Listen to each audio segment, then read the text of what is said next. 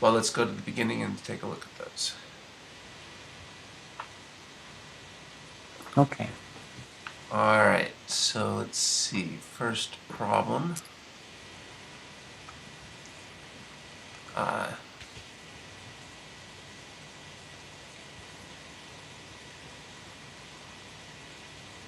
Okay, so on that problem, why is the carbon-4 a reasonable nucleophile? It has a formal negative charge. So Excellent. that like Sorry, you were saying?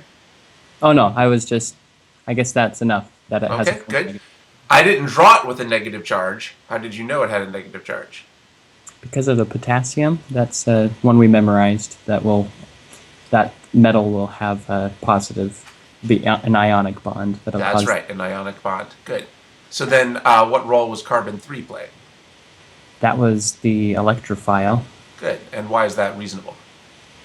because it was reasonable because it had a delta positive charge on it. Good. That's right. And then what role did the iodine play?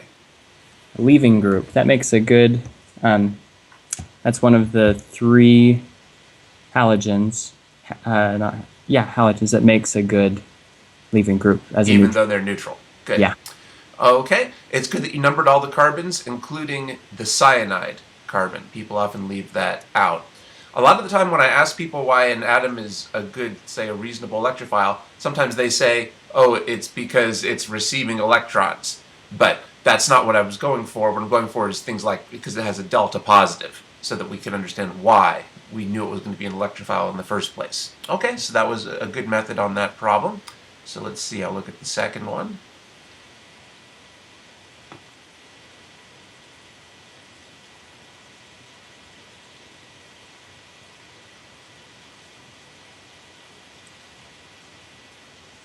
So let's see. What role did the nitrogen there was a nucleophile, and why was it a reasonable nucleophile? It was a reasonable nucleophile because it had a lone pair of electrons. That's right. And you drew in the lone pair so that the tail wouldn't be on the atom. So that was good. Yeah, Did you just make a change? I did. Okay. All right. So that's good that you were double checking your work there. So that's good. Um, it's important. It would be better to double check your work as you go. This is like math, and you have to be in the habit of always double checking each step as you go, so that we're going through that. But that's good that when you took a second look at this, you double check that. So I guess you might have left off a hydrogen on the nitrogen before, and I think you had left off the positive charge. That's good that you thought twice about that. That's very important. Well, that's crucial. So that's good that you corrected that. Okay. Let's see. Okay, so now I think that problem is correct. So I'll take a look at the third one. I think I missed a few of those right there. That was another oxygen that had a positive charge on it. Okay, good. Missed that. All right, so that's good that you're double checking that as well. How many charges should we change on every step of every mechanism? 2 charges. Good. And you might have noticed I ask you that question a lot, and because the point is, hopefully every time you do a mechanism, you're going to ask yourself, did I make sure I changed 2 charges? So the point is you just need to, that's just like part of your checklist. Part of the checklist that you do automatically is make sure I change 2 charges. There's certain things that you just want to build up habits. It's like if you were playing tennis, you would want to make sure that you bent your knees before each stroke, right? And you just bend your knees before one stroke, then you bend your knees before the next stroke. And you do it so often that hopefully it becomes a habit and you don't have to think about it. So it's the same deal here with OChem. There's certain habits we want to build up. Every single step of every single mechanism, make sure you change 2 charges. Make sure you change 2 charges until hopefully pretty soon it'll become a habit and you don't even think about it, just like a tennis player doesn't even consciously think anymore about how they have to bend their knees. Okay, so let's see. So looking at the third problem, now that you've fixed it, I think that's okay. Again, it's good use of numbers. So what role was carbon-2 playing there? That was the electrophile. And why is that reasonable? It is a carbocation. That's right. Carbons with positive charges are electrophiles that don't need leaving groups. Good. Okay, yeah. Why is there no reaction in that next set? What's missing? Reasonable leaving group. Good. That's very important. Are neutral oxygens acceptable leaving groups? No. No. Okay, so that's very important that you saw that. Now, it turns out, unfortunately, in OChem, there are certainly many exceptions. There are some cases where neutral oxygens can be acceptable leaving groups, but you and I haven't learned those yet. So as you go through OChem, you will learn a few cases where neutral oxygens can be used as acceptable leaving groups, but those are exceptions. Unless you've specifically learned about one of those, you assume a neutral oxygen is not a leaving group. So it's good that you saw no reaction here. That's an important skill. Okay, so thanks. Sorry.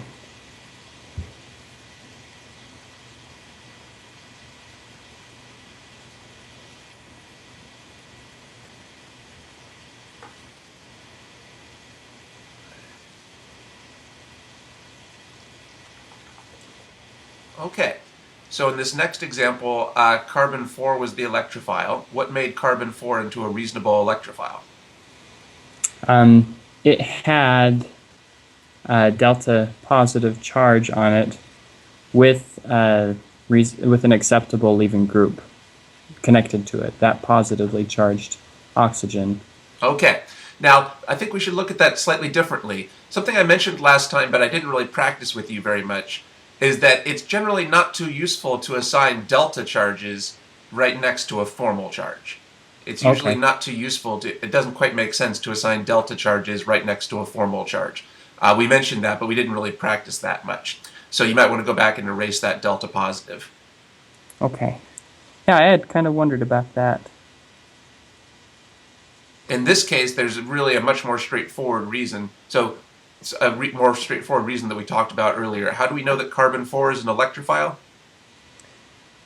Because it's connected to a positively charged oxygen. That's right. That's right. And how do we know the oxygen is a good leaving group? It has a positive charge. That's right. So when an atom has a positive charge, what's the rule? When an atom has a positive charge, who will be the electrophile? When an atom has a positive charge except for a carbocation, the atom connected to it will be the electrophile. Wait, did you ask what the leaving No, group? that was good. No, that was the correct answer. Good. Okay. So the important thing here is a lot of students will naively think that the oxygen is the electrophile. A lot of students would try to have the iodine attack the oxygen directly, but you followed the rule. It's when an atom has a positive charge, it's the attached atom that's the electrophile, although we know carbon's the exception to that. So notice the point is we don't need the delta positive. This is generally probably a better electrophile than something with just a delta positive. So we generally don't assign delta positives in a molecule right next to a formal charge. We haven't practiced that too much together. And let's scroll up just slightly so we can see do you see the similarity between this reaction and the no reaction reaction? Sure, yeah. Notice it's the same exact molecule, but in the previous case there wasn't a good leaving group. What did we do to make this molecule have a better leaving group? We protonated it. If you see what I'm saying? Yeah. So that's a very important pattern in organic chemistry. If you don't have a good leaving group, what can you do to make something a better leaving group? Protonate it. That turns out, remember I was talking to you about this, I think I might have mentioned to you this in our previous session. When an organic chemistry puts two things in a beaker and they get no reaction, they don't just say, well, I guess my work is done and go home for the day. Their job then is to try to figure out how can they get the reaction. So if they're not getting any reaction because there's no good leaving group, what can they do? Protonate the molecule, and then it has a good leaving group. Okay, so because why does protonating give it a good leaving group? Because when you protonate something, what charge does it get? Positive. So that's the key thing, because what's the most important factor in OChem? The charges. So if something doesn't have a good leaving group, you can protonate it to change its charge. Okay, so I'm sorry, you were saying? No, that's good. Yeah, that's an important principle. So let's look at the next example with the Br minus. Again, you said no reaction. Why was there no reaction? There was no acceptable leaving group. Right, no leaving group. But what can you do to make something a better leaving group? protonate it. Do you notice that's what the next example did?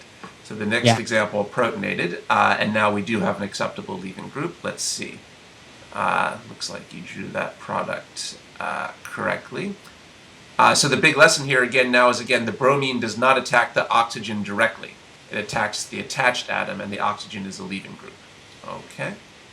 And we don't assign the delta positive. Good. So why was carbon 1 a good electrophile in that problem? Because it was attached to a positively charged oxygen. That's right. All right, so looking at the next example, that's a little bit of a weirder example, but it looks like you did that correctly. Okay, why was carbon 2 a good electrophile here? Carbon 2 had a delta positive charge. That's right. Now in this case, do you see, in this case, we really do assign the delta charges because they're not right next to the formal charge, if you see what I'm saying. We wouldn't try assigning a delta charge to carbon 1. There's no point assigning a delta charge to carbon 1, but 2 is not right next to the formal charge, so now we have to go back to the delta system. So in this case, you did that correctly. Good. And the bromine was the leaving group. So it's good. It's important to be able to see these intramolecular type reactions. Okay, good. Let's see, next example. When a carbon has a positive charge, it is an electrophile. So you showed that correctly. Let's see if we drew the ring correctly. Oxygen, 2, 3, 4, 5, 6. 6 is attached to 7, 4 is attached to 8, 2 is attached to 1. Okay, very good. A lot of students have trouble drawing those rings, but you drew that very carefully with all the correct substituents on the ring. So that was quite good. That's important. Okay, well, that was correct. Looking at the next example, you drew in the formal charges. Oxygen is connected to 1, 2, 3, 4, 5, connected to 6, 9, 7, 8.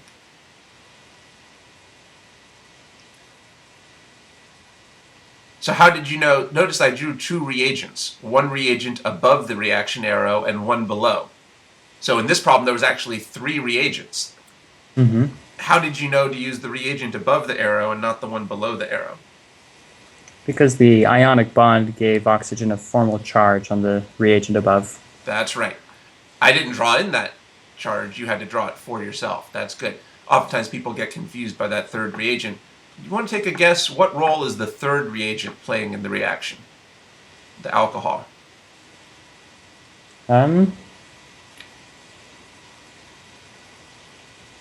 Would it... We haven't talked about that. It would be the solvent. That's a role we haven't talked about, right? That's another role that we haven't talked about. Another role in organic chemistry is the solvent. The solvent, you know, the solvent is just the liquid that provides the bulk of the molecules that allow the other molecules to dissolve.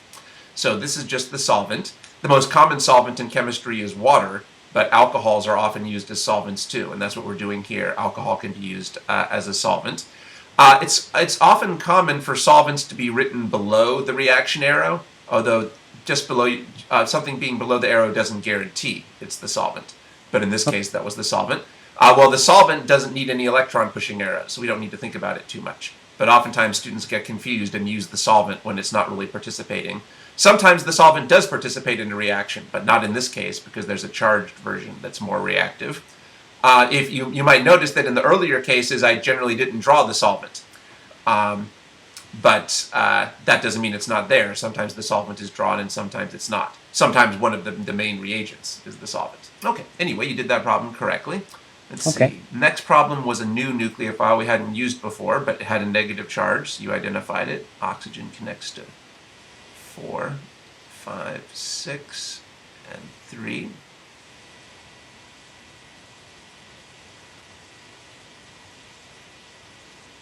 Okay, that was right. Next example was no reaction. Why did the next example with the sulfur have no reaction?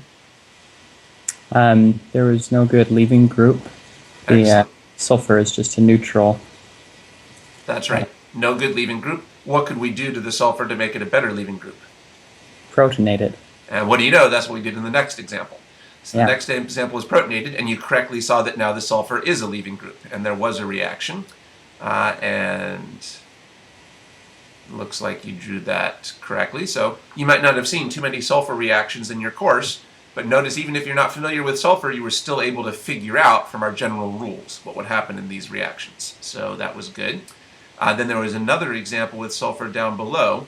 Notice that in that example, what role did the sulfur play in that example?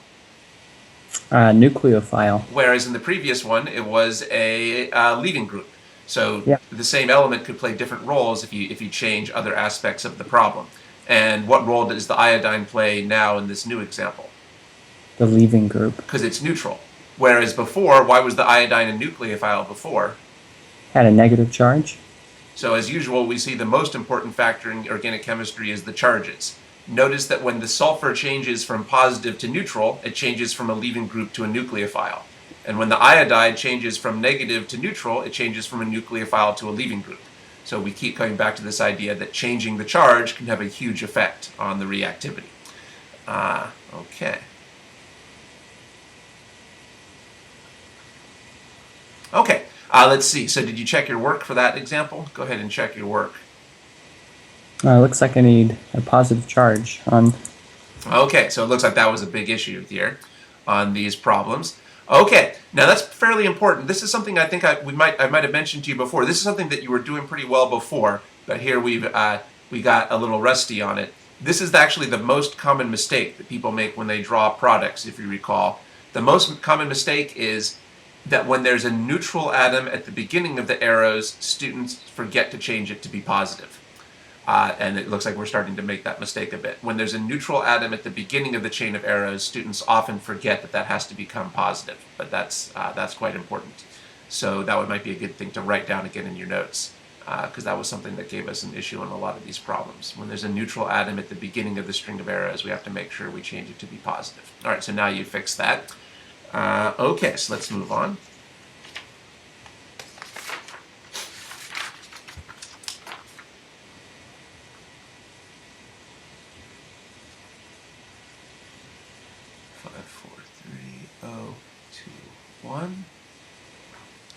Okay, so again, this was a different type of problem, but you identified that carbon 2 was the electrophile because it's delta positive.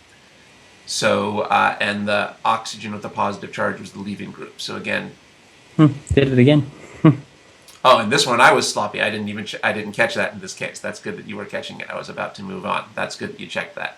All right, so I think you had just forgotten that. You were just forgetting to change 2 charges in every step. So that might have been an issue in a lot of these. Okay. Let's see. Okay, so we got that one incorrect originally, and now it looks like we have it correct. All right, looking at the next example.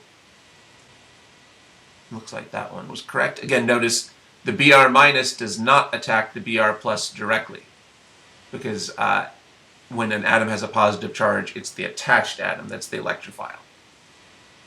Yeah. Okay, so let's look at the next example with the benzene. So in this example, why did you decide there was no reaction? Well, said there was no reaction because there didn't appear to be a good leaving group. The or electrophile. The charges everywhere seem to be pretty well spread out. Okay, that's a fair analysis. Let's look at this in more detail. Can you identify anyone who might be a nucleophile?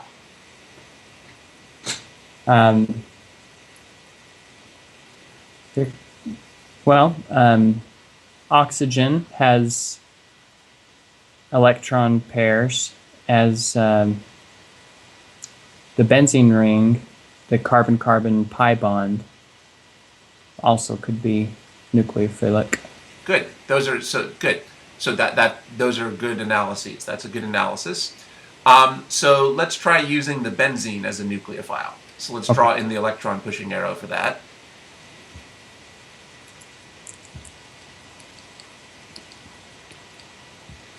Good. And we don't know who goes at the head yet, so you might put a question mark there. We talked about how it's important to be able to draw an arrow even if you only know where one part of the arrow goes.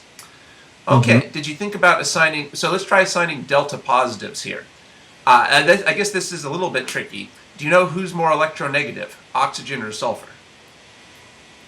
I would guess oxygen Based on what? because it's, well, they're both equally to the right, That's but true. oxygen is up. That's Then- right. So this contradicts a little bit what I told you before. I told you that in OChem, usually all you have to do to figure out who's more electronegative to assign delta charges is to ask who's to the right in the periodic table. But there is another important pattern in the periodic table that you learn in OChem. Who tends to be more electronegative? The higher elements in the table or the elements that are towards the bottom of the table? higher. Yeah. We just haven't been mentioning that because it's not needed for most OChem problems. Just to simplify, we haven't been focusing on that because for the vast majority of OChem, you don't need to focus on that. But here's an exception where you do need that. So here we need to use who's higher. So let's assign the delta charges now. Okay.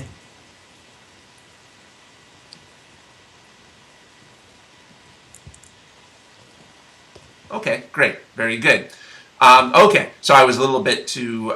last time I told you you can just compare who's to the right or to the left, but that's just a rule. As usual, there are a few exceptions where you have to take into account who's higher or lower in the table, and this is one of those cases. So, with that in mind, see if you can draw some reasonable electron-pushing arrows.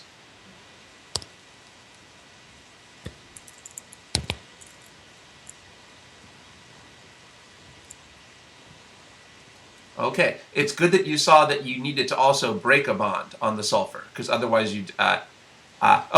this problem was actually pretty tricky, now that I think about it. It had some issues we haven't talked about. One issue here is you might notice this sulfur started with more than a complete octet.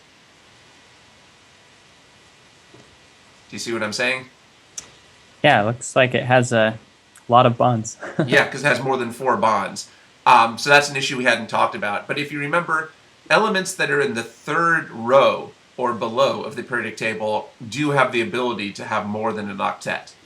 Elements that are in the 3rd row or below can have more than a complete octet. That's something you learn in general chemistry. That doesn't come up very much in OChem, but it came up here. We haven't had to worry about that very much because the vast majority of the elements in OChem are from the 2nd row, like oxygen and carbon and nitrogen. But elements that are from the 3rd row or below, they have the ability sometimes to have more than an octet. So this has an expanded octet.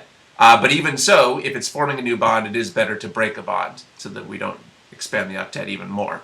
Okay, so this was a tricky problem, I guess, now that I think about it. But now we've drawn some reasonable arrows, so let's go ahead and draw the product from that.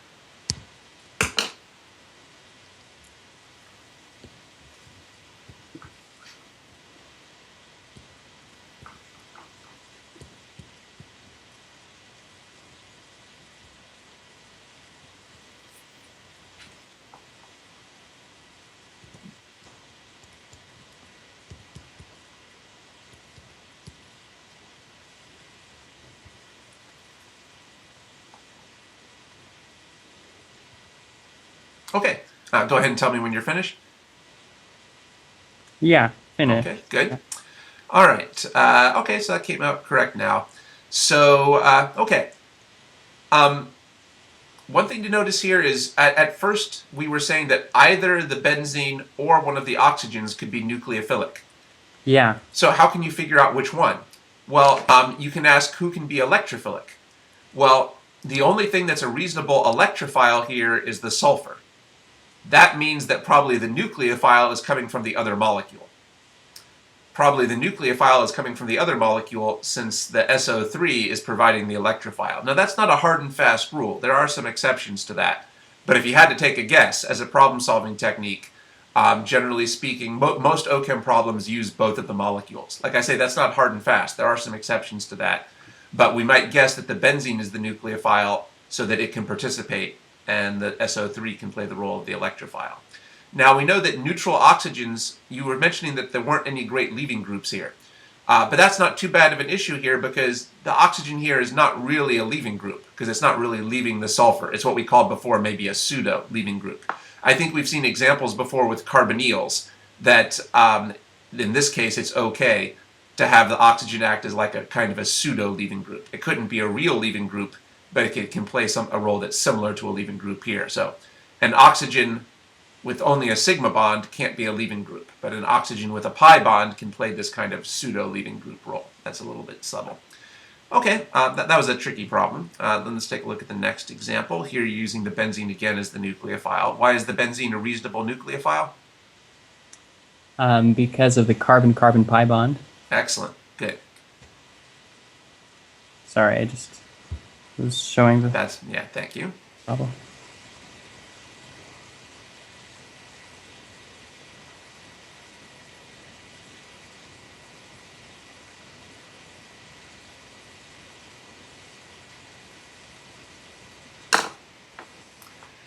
Okay, and I noticed that you actually caught that I made a mistake on this problem. The middle chlorine should have a positive formal charge, but so that's right. A chlorine with two bonds should have a positive formal charge in both pictures. I just messed up this example. So point to the chlorine with the positive charge. Thanks. And point to the aluminum with the negative charge. You should just erase the chlorine in between them. That was a mistake. The chlorine with the positive charge should be directly bound to the aluminum with the negative charge. Okay. Yeah. In a case like that, then, could that bond between the chlorine and aluminum just break and make chlorine the leaving group and neutral and aluminum neutral? That's an excellent point. You're absolutely right. So that would be a totally reasonable alternative reaction. Absolutely. So many of these problems have more than one reasonable reaction. Many of these have more than one reasonable reaction. That's very good. That's very good that you spotted that. That's not obvious, but that's true. So the reaction you drew was a good one, but you could also have simply used the chlorine plus as a leaving group and just have it leave the aluminum. That would have been a completely reasonable reaction as well. Both of those things sometimes happen in the beaker. So which one should you draw? Well, you'd have to look at more details of the complete mechanism and learn more about this reaction. So that's something you'd have to go into more detail. But both of those would be very reasonable. That's right. All right, so you can go ahead and erase what you have on the far right there, where you were asking whether that should have a positive. You were right, it should have had a positive, but that's just because I misdrew. Okay. So you'll have to change your product there because the product is different now since I drew it incorrectly before. Okay, good. So basically what you're saying here is it's clear that the chlorine with the positive charge is a good leaving group, but it's not clear who it should leave. You drew it leaving carbon 2, but it could just as well have left the aluminum. So both of those would be reasonable. Okay. Okay, good. I only asked you to draw one, so the one that you drew was reasonable. Okay, good. That's good that you spotted that. The next reaction you said has no reaction, and why is that?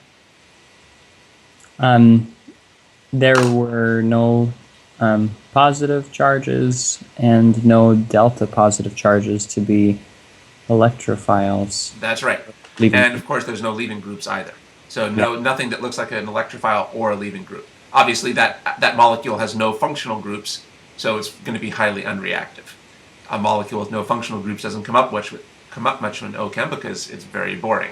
It has no functional groups. All right. Now, what's the delta charge when a carbon is bound to a hydrogen?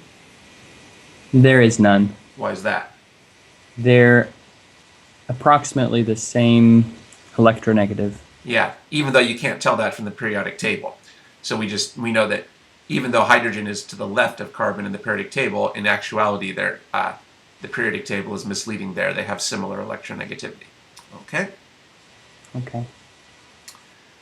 All right, 5, 6, 7. Good. Now, what's the name of the nucleophilic molecule here? What's the name of the nucleophilic molecule? Grignard? That's right. That's an important. That played the role of a nucleophile here. Why was carbon 4 a reasonable nucleophile? The delta negative charge on it. Yeah, the delta negative made it nucleophilic. Good. And the oxygen here kind of looks like a leaving group, but it's not a real leaving group because it's not leaving. It's still connected by the sigma bond.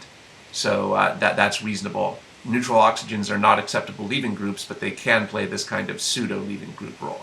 Okay? And then looking at the next example. Good. Did you notice that the next example was the same as the previous one? Yeah, just a different way of writing that Grignard reagent. Yeah. So remember we discussed that Grignards could be written either covalently or ionically. Yeah. But either way, notice you can predict the same reaction and you can get the same product. So why is carbon-4 a reasonable nucleophile in this new picture? It has a negative charge on it. A negative formal charge. Yeah. In the previous picture, there was just a negative delta charge, but either way, it could be the nucleophile.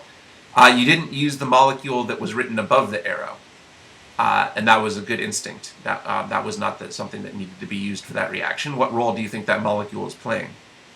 Perhaps the solvent? Yeah. Again, oftentimes if a molecule is written on the arrow like this is just the solvent. That's right. Okay, so let's scroll down. Good.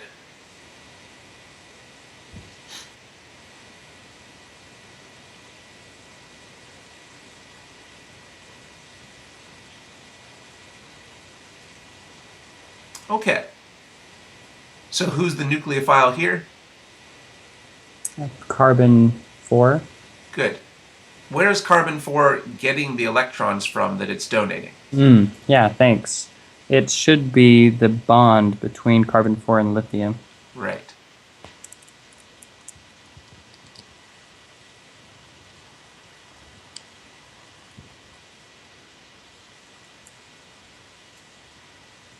Okay. And how many charges should we change on every step of every mechanism? 2. Okay, so that's important here as well.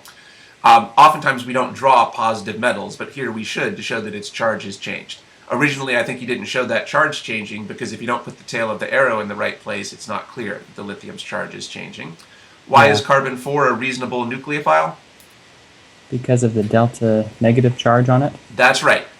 Now, where can you put the tail of an electron-pushing arrow?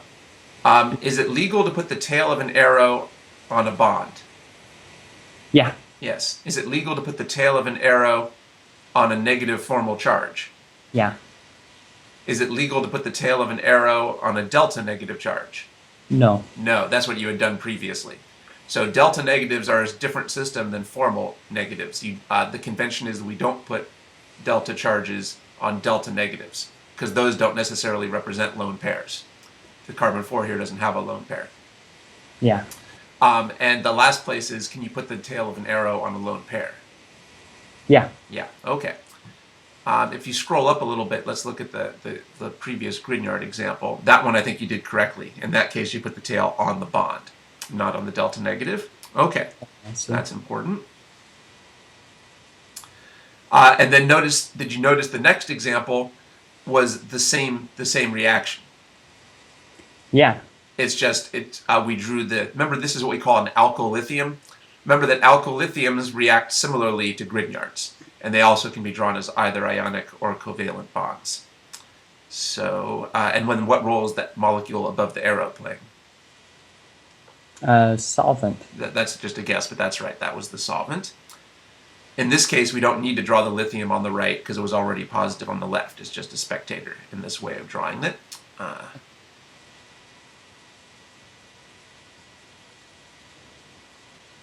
Okay, people oftentimes get the carbon chains wrong here, but because you're using numbers, I think all the carbon chains are coming out correctly. Okay. Actually, if you notice, I think all 4 of these last examples were very similar to each other. Because one thing I was trying to show is that Grignards react pretty much identically to alkyl lithiums.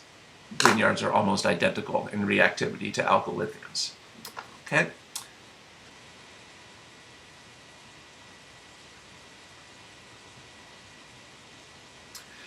Okay, so looking at the next example, it looks like you said the boron was playing the role of the nucleophile, and why is that?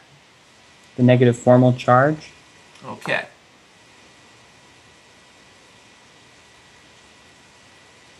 Okay. Now, I don't know if you remember, but when we went over negative formal charges, we said that negative formal charges made the atom with the negative charge into a nucleophile. But we said there was an exception to that. Exception.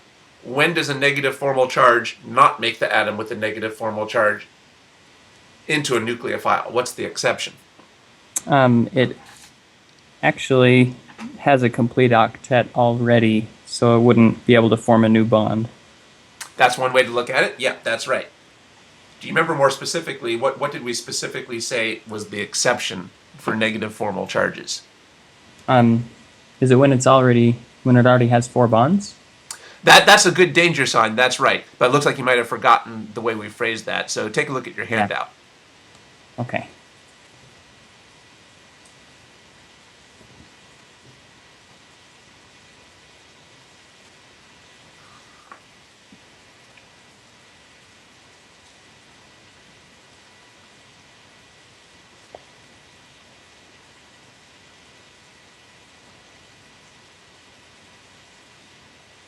Okay, yeah. If the negative charge is on a metal or a semi-metal, then the attached atom is the nucleophile.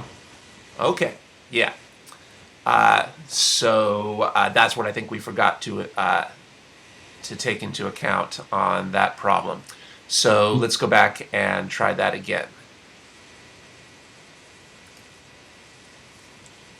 Okay. So this should, in fact, be a little different.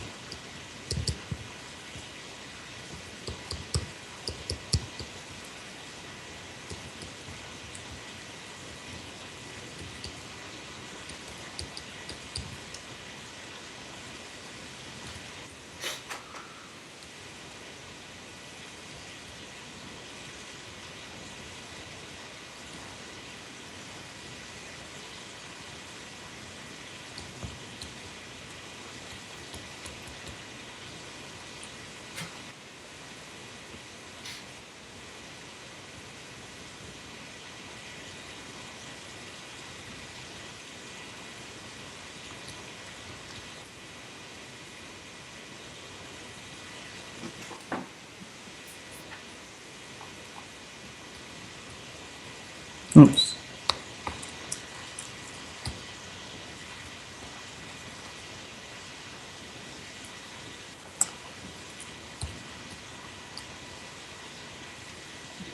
Okay. Okay.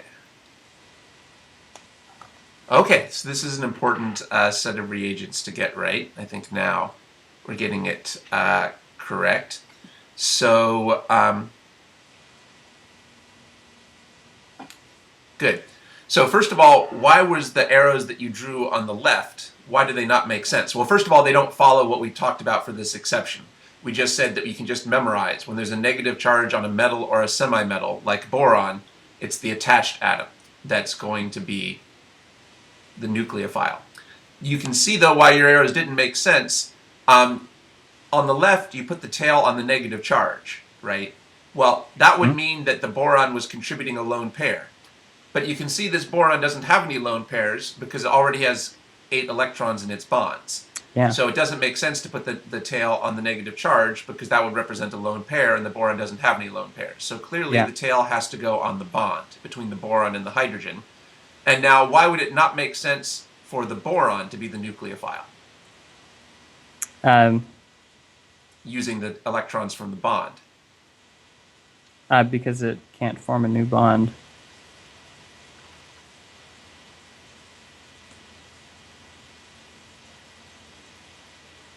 Well, it could form a new bond because it would be breaking a bond at the same time. Right? Oh, it wouldn't be getting rid of the negative charge. That's right. If you used the boron as the nucleophile, it would not be losing its negative charge, and the hydrogen would be gaining a positive charge. So charge-wise, it's much better to use the hydrogen as the nucleophile here. Okay. Or you could just memorize this pattern. We've just memorized this pattern that when the negative charge is on a metal or a semi-metal, it's the attached atom that is the nucleophile, using the electrons from the bond. So so what are the other metals or semi-metals that you might have to watch out for? Aluminum, like the next problem. Yeah. And one more that comes up, if you remember, is iron sometimes. Those are all in the handout. Okay. So, okay, yeah, so let's retry the next problem. Okay.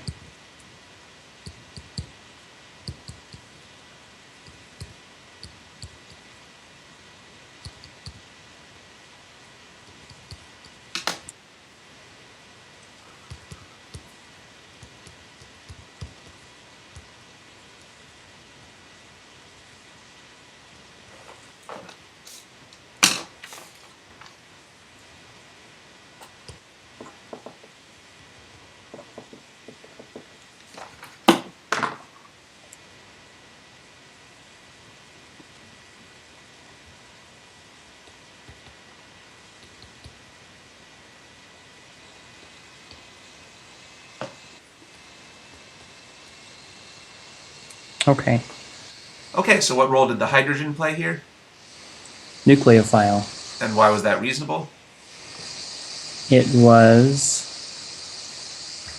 a better nucleophile than the negatively charged aluminum. It helped to get rid of that negative formal charge off of Okay, aluminum. good. We could say it's a nucleophile because it's attached to a metal with a negative formal charge. Okay. That's the rule that we've learned. It's attached to a metal with a negative formal charge. But the reasoning you were talking about was correct as well. Okay. So these are two important reagents. I probably should have put more examples of those in those homework problems, or maybe it's just as well as I didn't because we wouldn't have gotten them right. But anyway, those are actually quite important reagents. They come up, actually, I think they usually come up in the first semester, but they're also still very important in the second semester as well, especially the lithium one. What role do you think the CH3, the reagent above the arrow, played?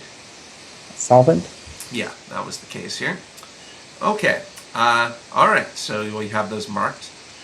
Remember, one thing to do when you're doing these homework problems that you might not have done here, it's good that you're doing all these problems. Before you do the problems, remember it's important to review your notes from the session so that the ideas that you're going to be practicing in the homework will be fresh in your mind, because otherwise you might forget some of these rules. Like I said, I can see how you could forget some of these because there's so many rules and exceptions.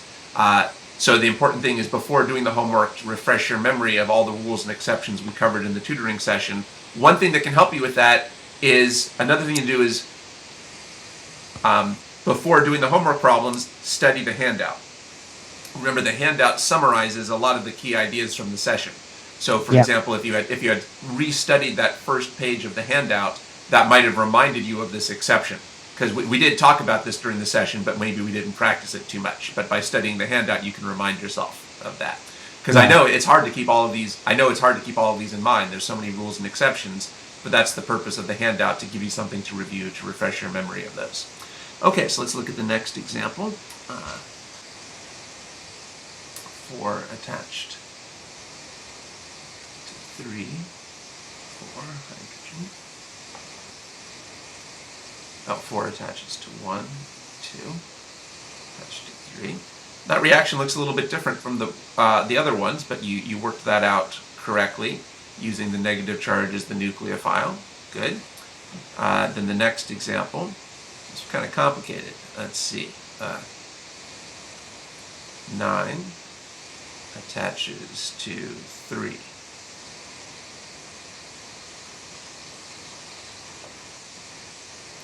Nine was attached to 10, 8.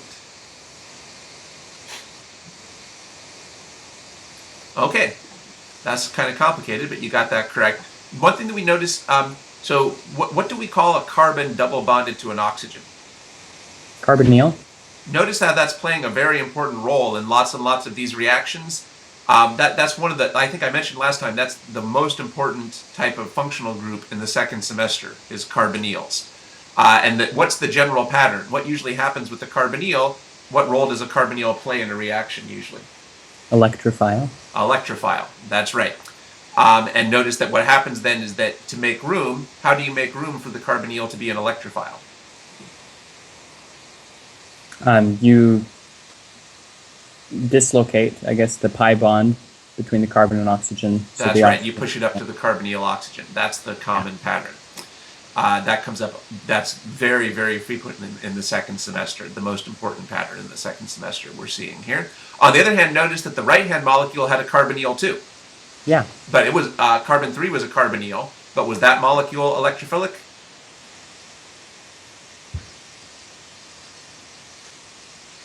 Carbon-3 was... Well, the molecule of carbon-3, did that play the role of an electrophile? Yeah. So did the molecule with carbon-3 play the role of an electrophile?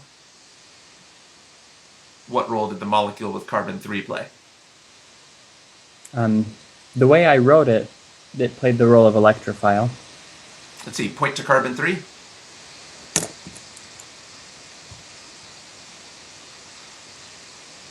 On the left side. I'm not, oh, I'm sorry. Excuse me. I was looking at the previous example still. But that's my mistake, because actually I had moved on, hadn't I? So my mistake. It's too bad I can't point to it on your screen. with my finger so we can be looking at the right thing. So yeah, I was confused because we had moved on. I got confused. So I should have said in that problem, carbon-3 was the electrophile. That's right. You were right. I was confused. So how about carbon-8? Carbon-8 is also a carbonyl, but did it play the role of an electrophile? It didn't.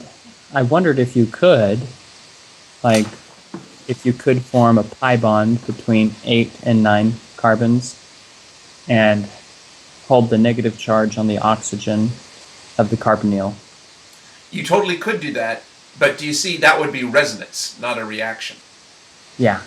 Because remember, notice that would only be moving lone pairs and pi bonds.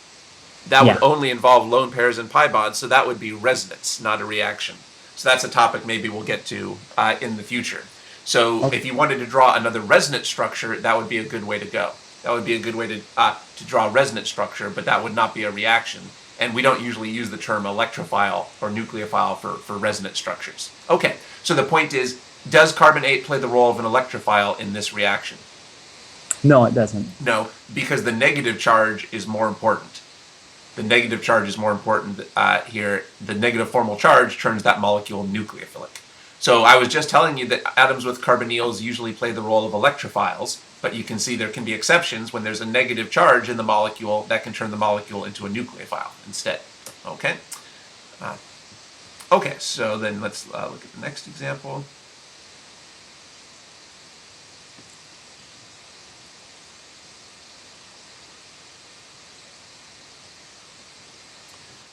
Okay.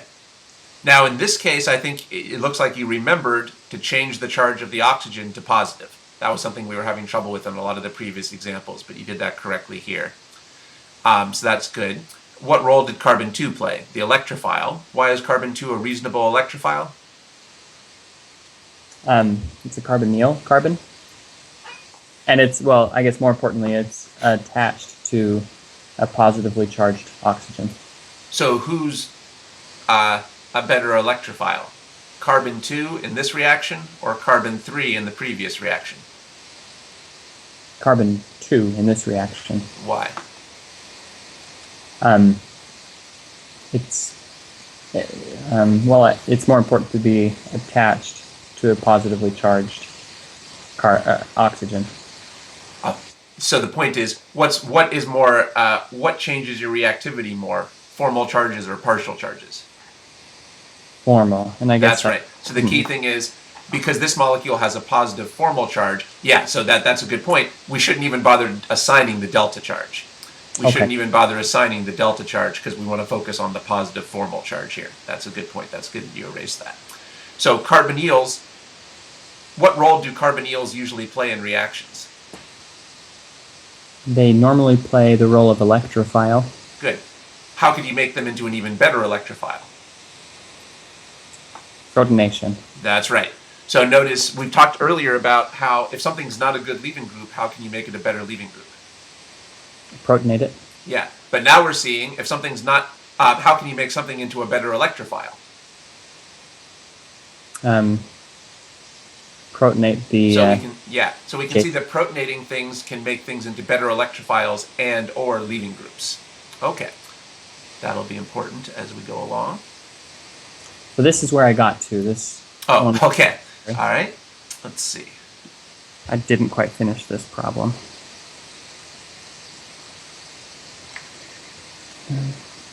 Okay, well, let's go ahead and finish that next problem. Okay.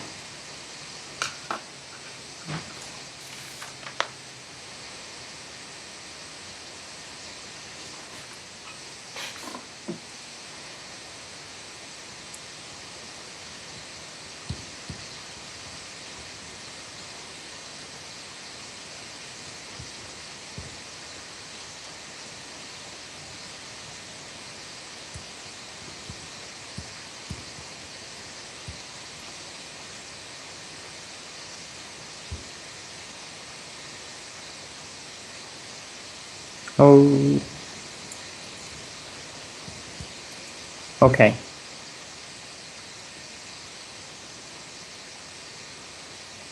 All right. Okay. 2 is attached to 5.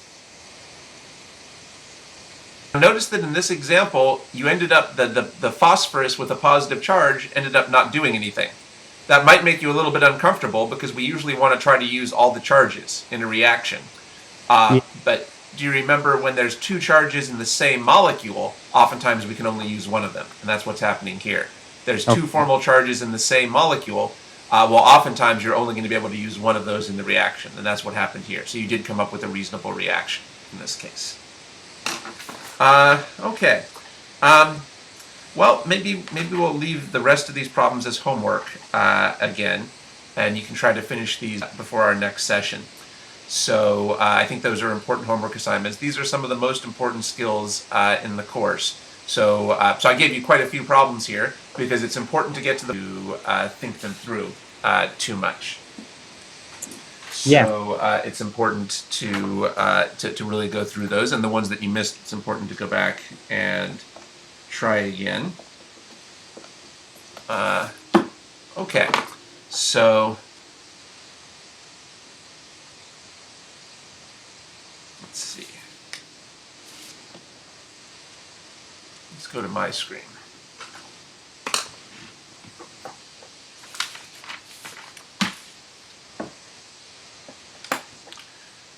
Okay, yes. So practice really is very crucial on those problems. Again, it's like athletics. If someone is trying to learn, if someone is trying to learn how to hit a forehand, your tennis coach would teach you the right way to hit a forehand. They might say, bend your knees, meet the ball out in front of you, and follow through, something like that. And then would they say, okay, now you know how to do the forehand, let's move on to the next thing? Well, no. Then they would set you up in front of the ball machine and you would hit 500 forehands in a row, right? The point is that in athletics, just hearing the coach tell you how to do something doesn't mean you know how to do it. And just because you've done it 5 times in a row doesn't mean you know how to do it. You have to do it like 500 times in a row before it becomes a habit. So it's the same with these ideas. That's why I gave you such a large set of problems. We want to get to the point where you can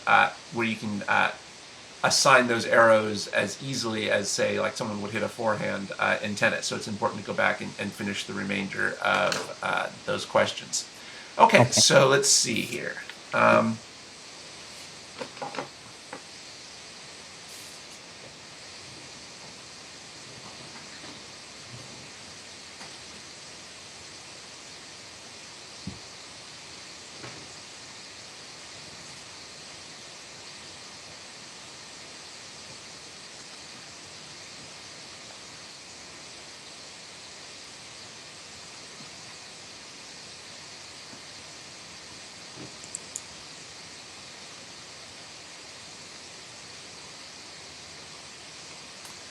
Let's try this on your screen. Let's try assigning electron pushing arrows here.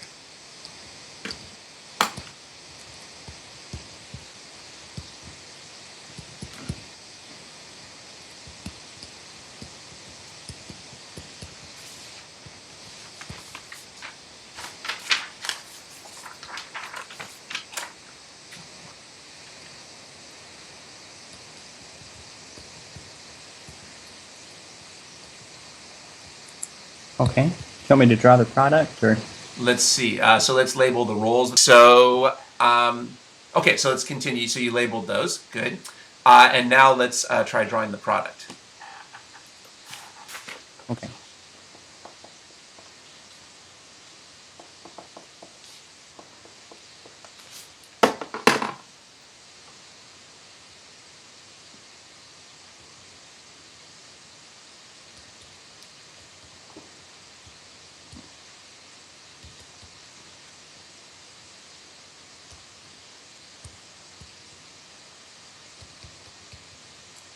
Okay. Okay, all done? Mm-hmm. Okay, there was a mistake on this problem. Double check and see if you can find the mistake in the product.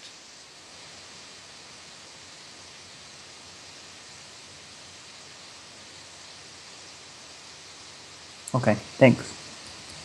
Okay, yeah. How do we know that the nitrogen is not losing the hydrogen? No arrows showed that it should break. Yeah, there's no arrow breaking that bond. Okay, Yeah. so we always have to make sure that we don't make any changes that we shouldn't be making in this case. So the main thing I wanted to test here is, remember that one of the main problems we had at that last set of homework problems is that when the arrow started on a neutral atom, we were often forgetting to change the charge to positive. And this time you did get that correct. You did change it to positive, but here we also made the mistake of leaving off the hydrogen. Okay, I'll go back to my screen.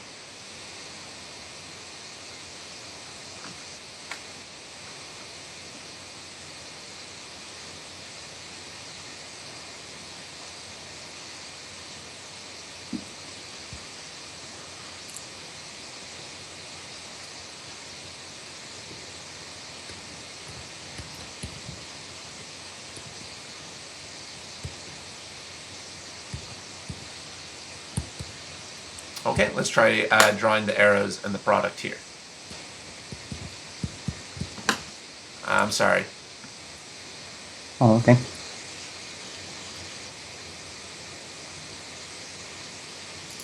Okay, here should be the material, the starting materials. Let's try this one.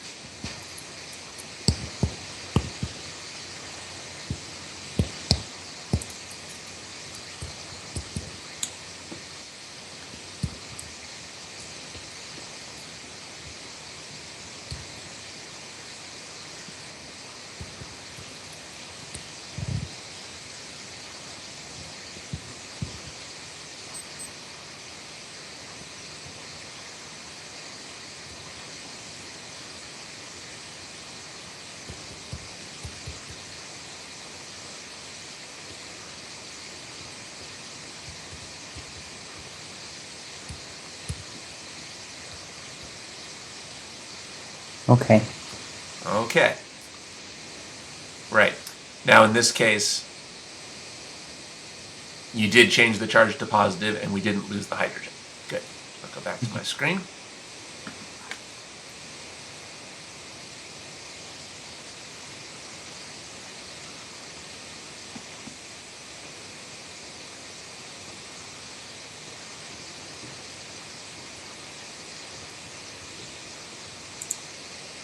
Let's try drawing arrows and a product here.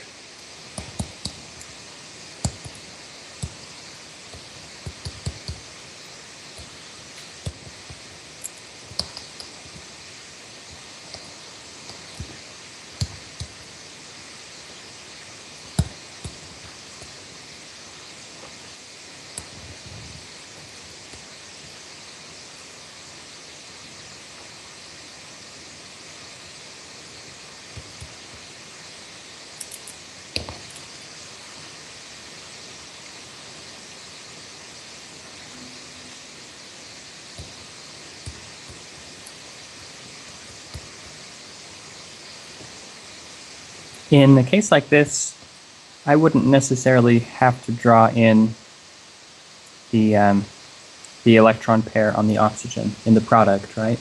That's true. Yes. Generally speaking, in organic chemistry, you don't have to draw lone pairs. There's only one time that you have to draw a lone pair. You only have to draw the lone pair when you need it to be at the tail of an arrow. The only time we have to draw the lone pair is when we need it there to be at the tail of an arrow. Otherwise, we don't need to draw them in. So it's true that the oxygen just gained a new lone pair, but it's not necessary. It's not wrong to draw it, but it's an unnecessary complication. Sometimes instructors draw the lone pairs at the very beginning of the course to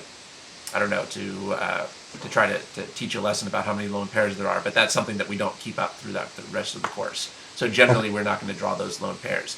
Notice that we didn't have to draw a lone pair on the iodide on the left, because even though the electrons are coming from a lone pair, that's just represented by the negative formal charge. That's another case where we don't have to draw the lone pair. The iodide actually has 4 lone pairs, but we don't have to draw any of them. Okay, that was a good question. And yeah, the way you drew that was correct. So what role is carbon-3 playing? Electrophile. Why is that reasonable? It is attached to a positive oxygen. Good, good. So the key thing here is you didn't try signing the delta charges. That was another issue that came up on the homework problems. If an atom is attached to an atom with a positive charge, there's no point to signing delta charges because the formal charge is going to be more important. So instead of saying there's a delta charge, we can just say it's attached to an atom with a positive formal charge. That makes it electrophilic. Okay, so good. So the issue we were reviewing on that problem is we don't assign a delta charge on an atom that's attached to an atom with a formal charge, generally speaking. Good. Okay.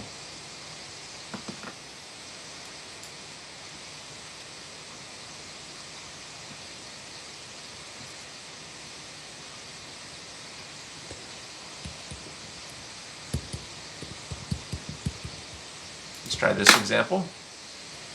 Let's try assigning the arrows and drawing the product.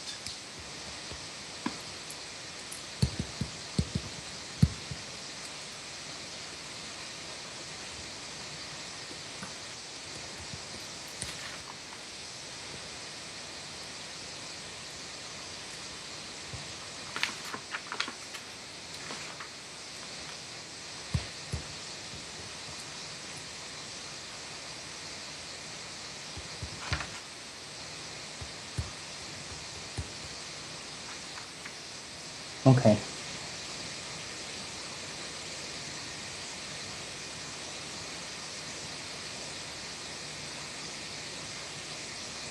Okay. So who was the nucleophilic atom? The hydrogen, which was attached to the aluminum. Good. So why is the hydrogen a reasonable nucleophile? Because it's attached to a metal that... Aluminum, is that a metal or a semi-metal? It's a metal, right? Well, think about common sense. Would you consider an aluminum to be a metal in common sense? Yeah. For example, aluminum foil seems metallic. Yeah. So aluminum is a metal. Aluminum is in the same column as boron, but because aluminum is lower, the metals tend to be to the left and lower in the periodic table. So boron is a semi-metal and aluminum is a metal. That distinction doesn't matter too much for organic chemistry. Boron and aluminum both behave pretty similarly in OChem. Okay, so in any case, the hydrogen is nucleophilic because it's attached to a metal with a negative formal charge. This, remember, is the other issue that came up in the homework. We might naively think that the aluminum would be the nucleophile because of the negative charge. That's how it usually works. But when a metal has a negative charge, it's actually the attached atom that's the nucleophile, and it gets the electrons from the bond. So that wasn't something that we were missing on the homework, but we got that correct. Okay, good.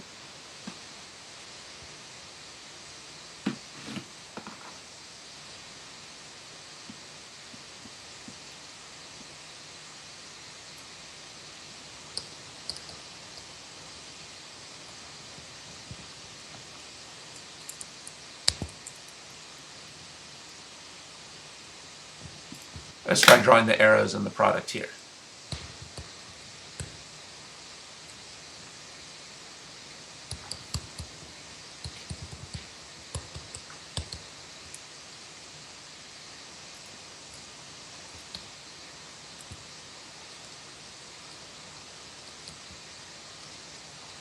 Well, yeah.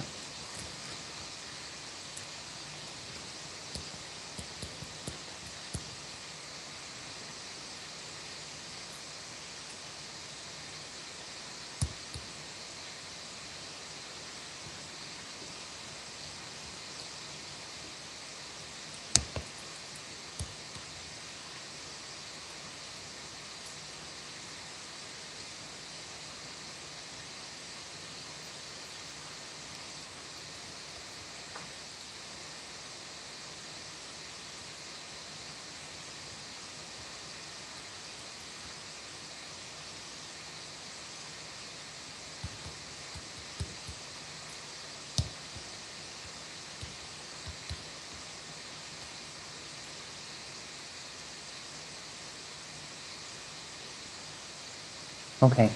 Okay. So the same issue as before. Why is the hydrogen here a nucleophile? Because it's attached to a negatively charged metal or semi-metal.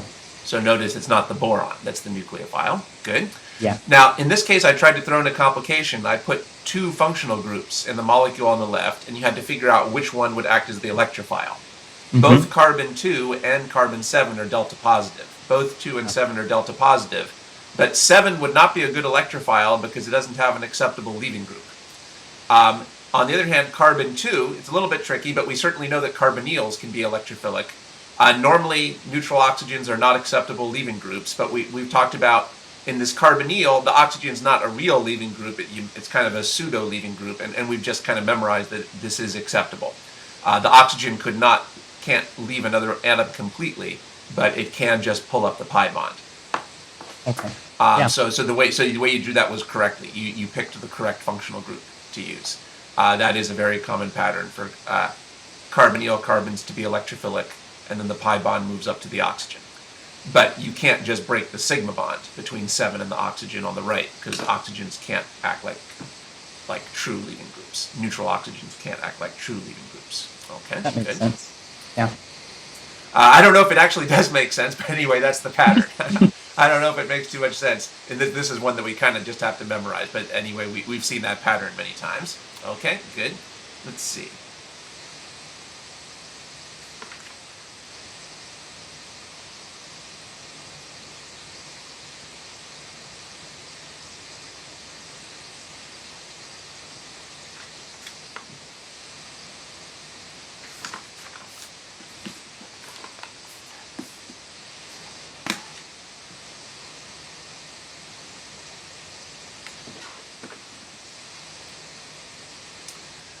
Okay, so what is one of the roles in organic chemistry? Nucleophile.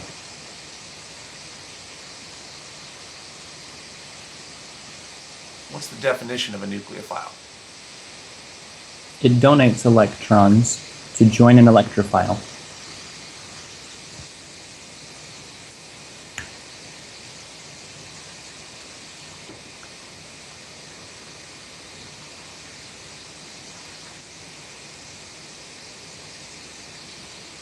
So what type of charge would make something a better nucleophile? Negative, formal charge. True. Although a delta negative could also make you a better nucleophile if there are no formal charges. Okay, good. What's another role in organic chemistry? Electrophile.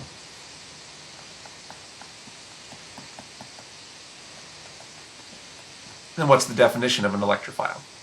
It receives electrons to join a nucleophile.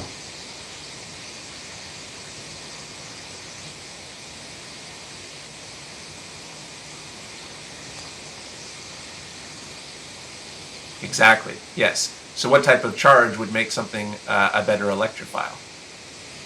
A positive charge. Right. Now we've seen that oftentimes the positive formal charge is on the attached atom. Sometimes it's being close to the positive formal charge that makes you a better electrophile. But it's still, positives make things better electrophiles.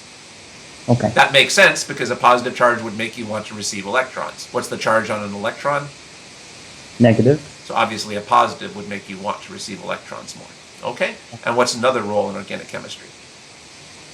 The leaving group. And what's the definition of a leaving group? It receives electrons to leave something.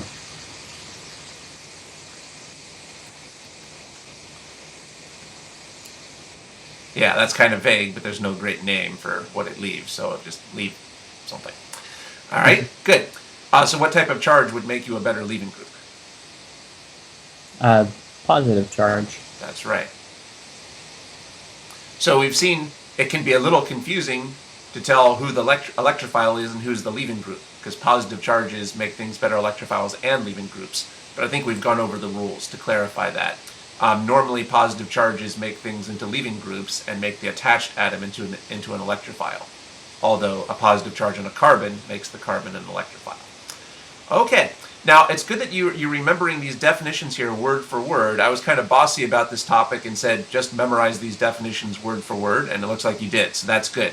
I think these are really important concepts, and it's good to know exact, precise definitions for them, so that's good that that's still fresh in your mind. People often have a hard time remembering these ideas. Now, what's another role in organic chemistry? Another role in organic chemistry we've just mentioned is the solvent. Another role that something can play in organic chemistry is a solvent.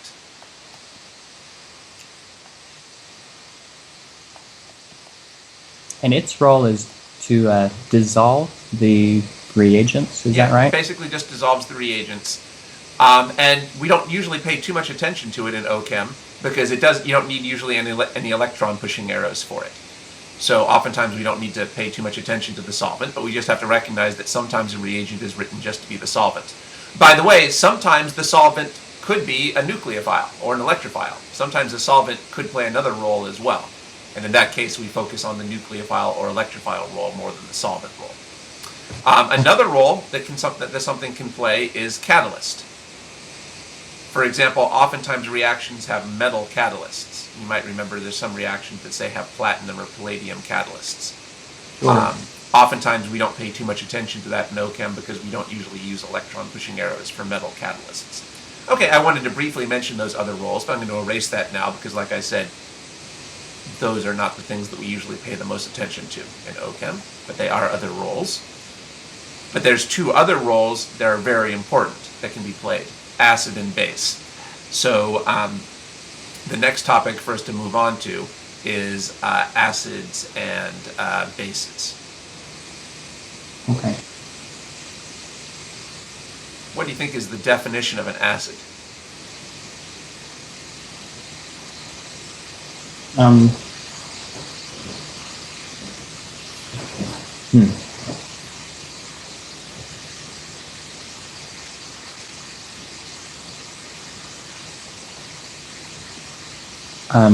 Something that donates a proton. That's an excellent start. Excellent.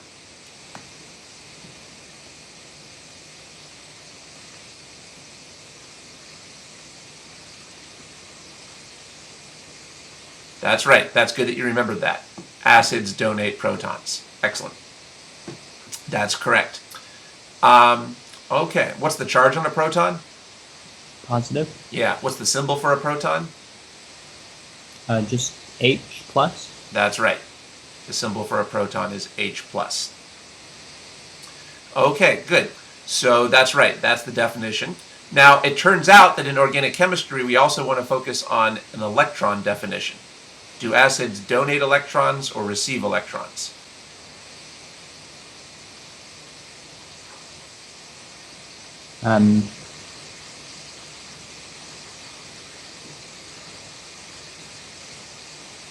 It seems like they would receive electrons or retain electrons.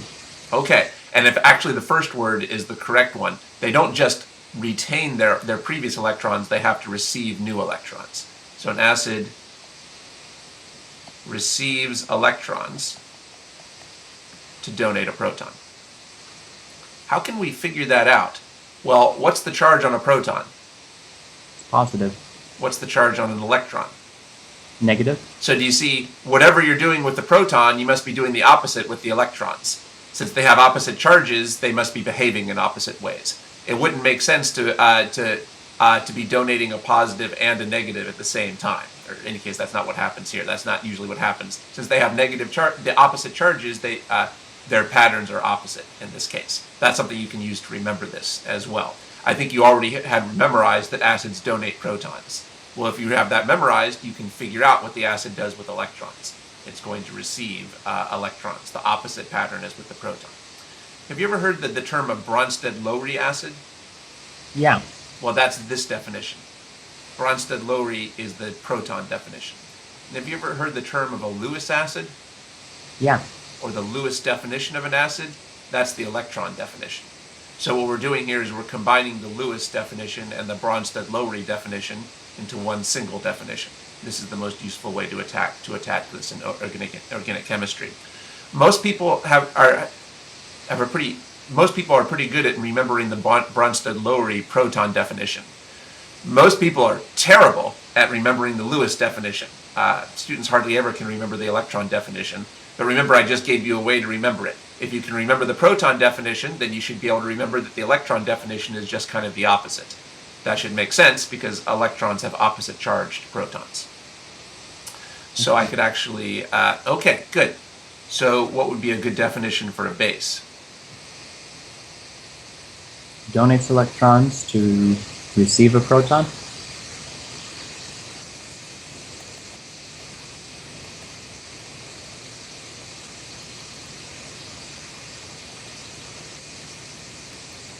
Right.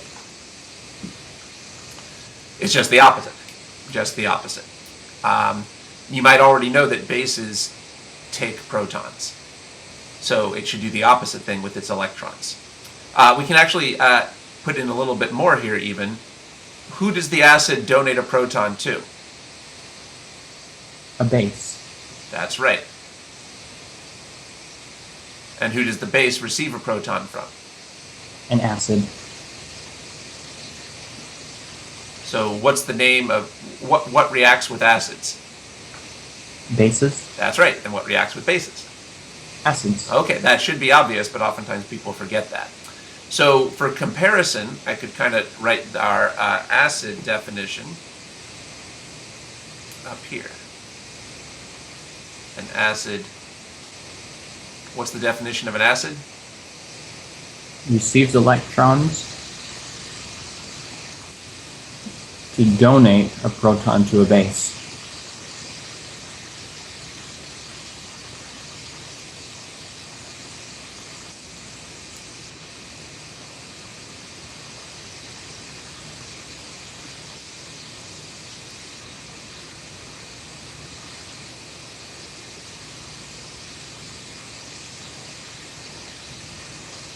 So do you see why I would say acids are highly similar to electrophiles?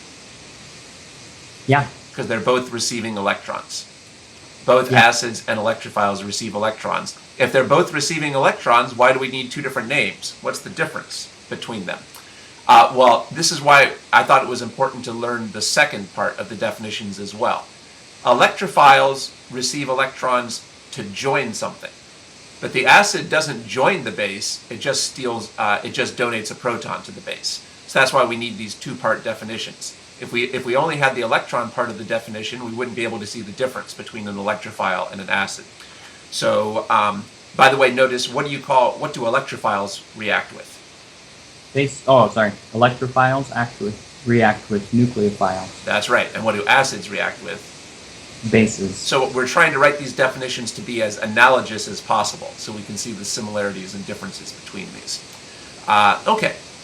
So again, I'm going to be kind of bossy and say that we should try to memorize these definitions word for word. These are not the exact definitions that instructors always use in class. There's many different ways you could define these, but I think these are the best definitions. So we should try to memorize these word for word because these are such important concepts. Okay. So we can see the similarities and differences between electrophiles and acids. They both receive electrons, but the electrophile is actually joining the other molecule, while the acid is just giving a proton to the other molecule. Okay, so what would you say that a base is similar to? A nucleophile. So we can write that here. How are they similar? Well, they donate electrons. They both donate electrons, that's right. Yeah. So how are they different? Well, instead of joining something like an electrophile, as the nucleophile does, the base will receive a proton from an acid. That's right.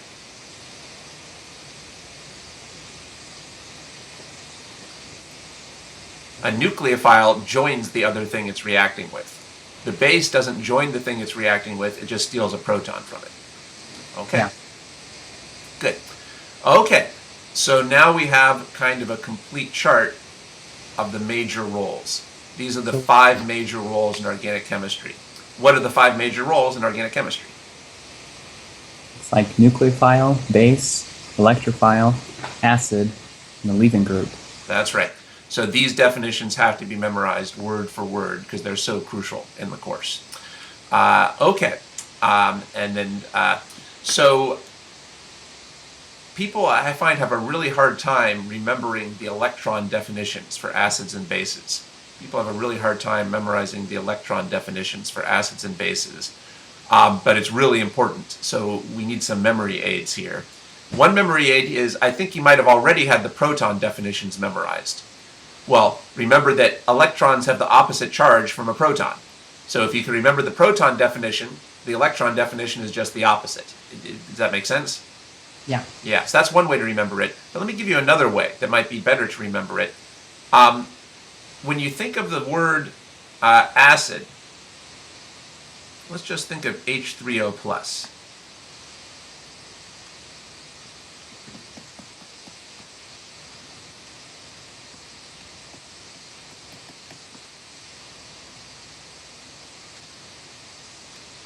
This is a very commonly used acid.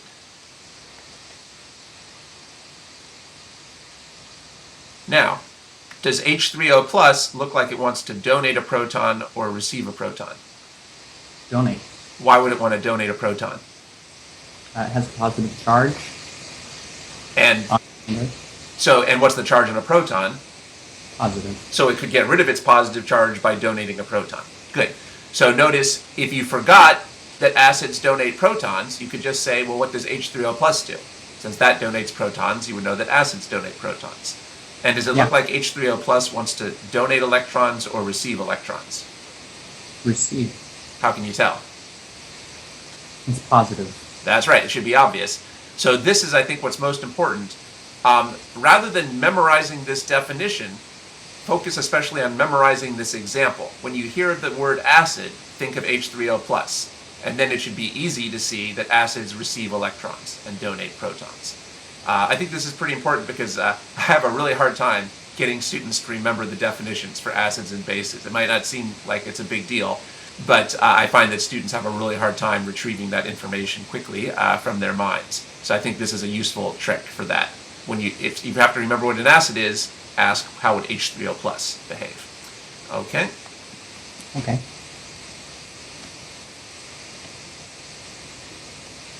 And a classic example of a base is hydroxide. Well, does hydroxide look like it wants to donate or receive a proton? Receive. Yeah. Why would it want to receive a proton? Protons are positive. That would get rid of the negative charge that it has. That's right. So if you ever forgot that bases donate protons, you could remind yourself by thinking of hydroxide. Obviously, hydroxide... Am I getting confused? Let's try again. Does hydroxide want to donate or receive a proton? Sorry, I think the sound cut out for a second. Okay. I was saying, does hydroxide want to donate or receive a proton? Hydroxide wants to receive a proton. Okay. I think I might have been getting confused or misspeaking. Good. So that reminds us that bases want to steal protons. Bases want to steal protons. Okay, good. And does hydroxide look like it wants to donate or receive electrons? Wants to donate electrons. Good. How can you tell? Has a negative charge. And by donating electrons, it could get rid of the negative charge. Because what's the charge on an electron? Negative. So this is what's most important. It's really hard for students to remember the electron definitions of acids and bases. In fact, if you remember, those were the definitions that you weren't remembering earlier. So, of course, we haven't talked about that, but now that we have, even after we talk about it, I find it's hard for students to remember the electron definitions. But hopefully these examples will help you to figure out the definitions if you forget them.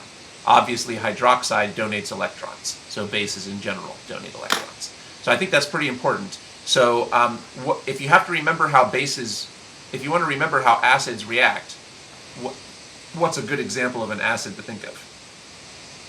H3O plus. Good. Now, there's other acids. You might know that this is an acid, but this is not as good an example for remembering the definition because it doesn't have a positive charge. So if you want to remember the definition, rather than thinking of this acid, I would think of this acid because it has a positive charge, which makes its behavior clear. Okay, and if you want to remember how a base behaves, what would be a good example of a base to remember?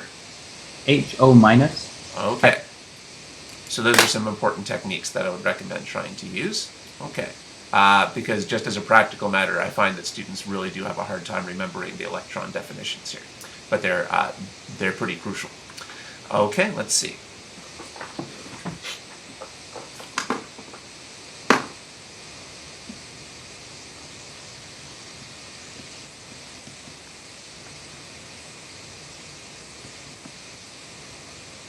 All right. What role would you expect the H3O plus to play in this reaction? The acid. Because we just said it was an acid. So then what role would we expect this to play? Well, the base. I haven't quite explained how to identify acids and bases yet, but if this is the acid, hopefully this will be the base. Let's go over the electron-pushing arrows for acid-base reactions. So let's see if you can just, I haven't explained this to you yet, but let's see if you can figure it out. So let's draw this on your screen. Try to draw some reasonable, well, not exactly reasonable, we haven't gone over the rules, but try to draw some electron pushing arrows here that would show an acid-base reaction. Okay.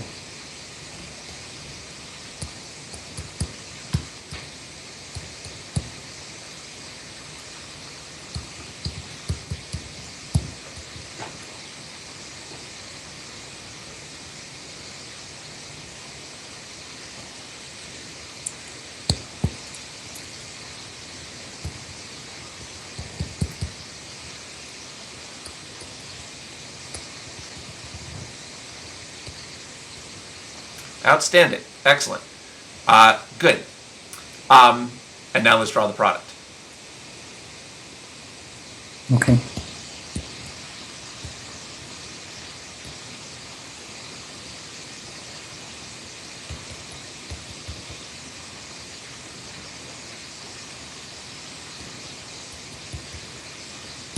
Okay.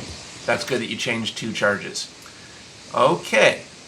Very good. And you can see this. So what are acid-base reactions? What's another name for acid-base reactions? Would you agree another good name for acid-base reaction is proton transfer? Sure. Yeah.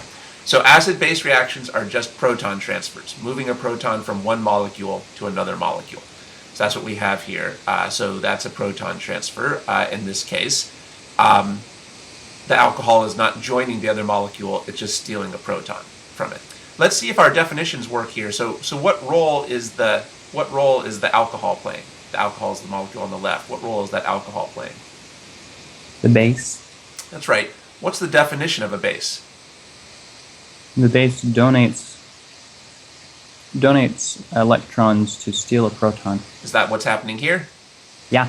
You can see it is. So we can see that you really do steal a proton by donating electrons. You really do steal a proton by donating electrons.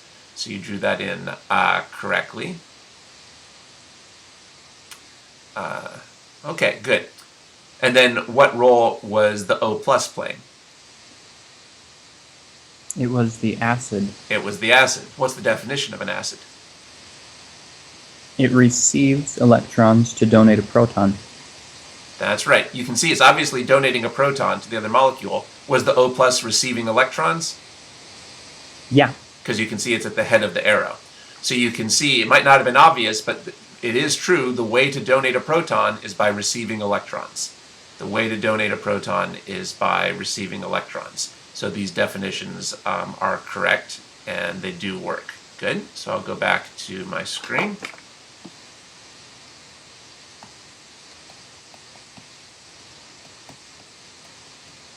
One thing that you did here that was important, you had to redraw this molecule a little to draw in the bond.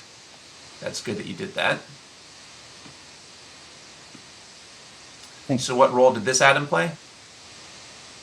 That was the base. And this atom? That was the acid. So unfortunately, we don't have a great name for the role the hydrogen is playing. There's no particular name for that. You could call it it's an acidic proton. Okay. So what role is this playing? Base. And this? Acid. And this? The acidic proton. Okay, I think that's a logical name for it. Okay.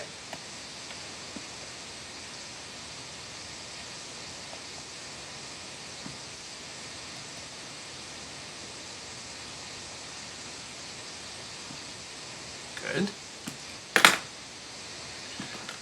Now you drew these arrows correctly, but many students do not draw these arrows correctly. Many students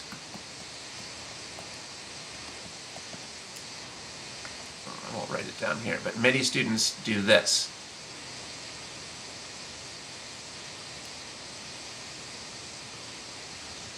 Do you see why this is tempting? Why is this tempting to students?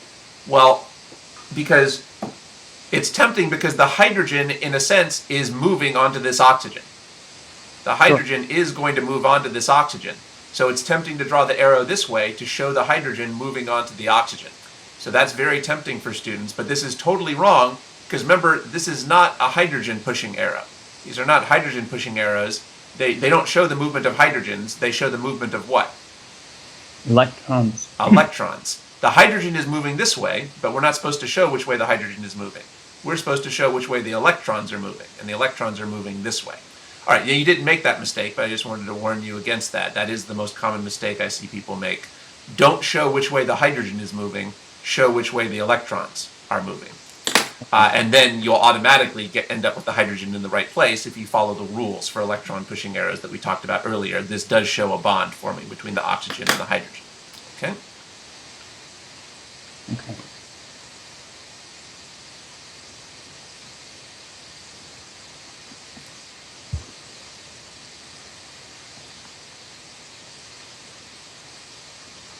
What role would you expect this molecule to play in a reaction? The base. Because we just memorized that hydroxide was a good base, right? And this is hydroxide. So I'll just tell you that now, since this is going to be the base, this will play the role of the acid. Uh-huh.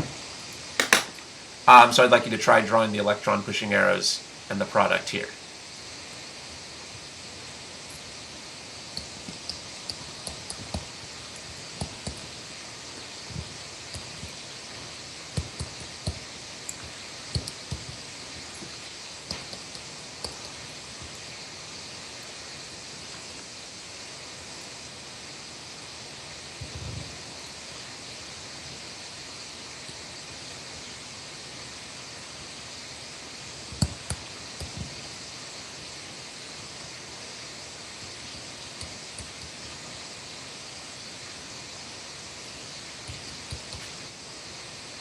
Okay.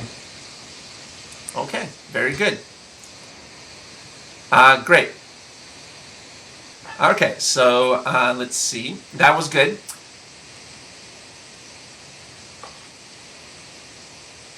Okay, that might not have seemed very difficult, but students often don't draw those arrows correctly. So that's good that you drew those correctly. Let me go back to my screen. Okay.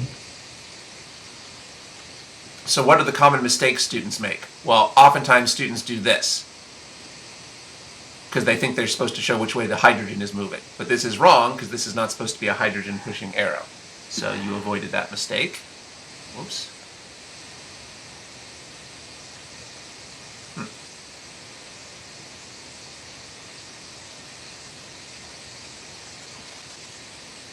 Okay.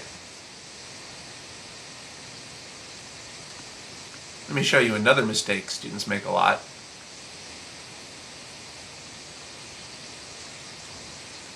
They say that these are the electron pushing arrows. So what's wrong with this? The doublet is already full on the hydrogen, so it needs to break a bond, lose electrons in order to receive more. That's right. So they left out an arrow. That's another common mistake that students make. They leave out the arrow. Why is that so tempting? Well, because people are lazy. People are lazy, and in order to draw in the new arrow, you have to, you got to erase this, draw the new bond, put in the hydrogen. So people are lazy, they don't like drawing this in, and then they don't remember that they have to break this bond. Maybe that's part of it. So we have to remember to actually, oftentimes we have to redraw the molecule a little bit to show all the arrows. Sometimes we have to show a bond that wasn't being shown before. And you did that, so that was good. Okay, so these are the correct arrows in this case. What role is this atom playing? That atom is the base. And this atom? The acid. And this atom? The acidic proton. Good. What's the definition of a base? The base donates electrons to steal a proton. And that's exactly what this is doing, donating electrons to steal a proton. And what's the definition of an acid? The acid donates a proton to receive electrons. And that's what this is doing. It's receiving electrons to lose its proton. Yeah. Okay, good.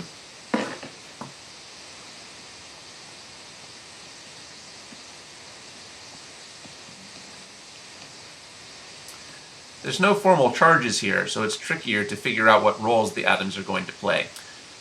Do you happen to know what the name of this type of functional group is? Is that a carboxyl? Carboxylic acid?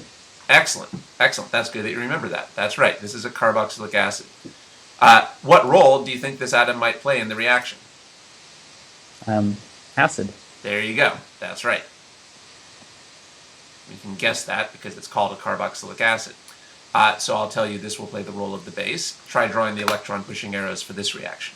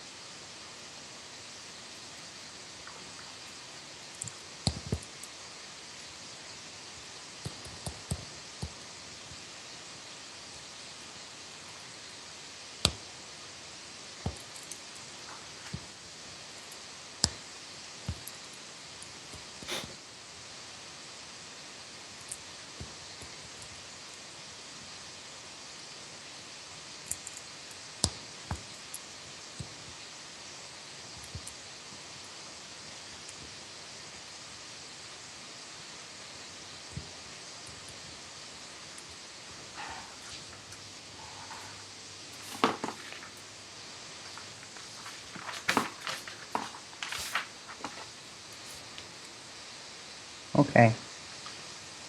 Okay, that was a good process. That was very good.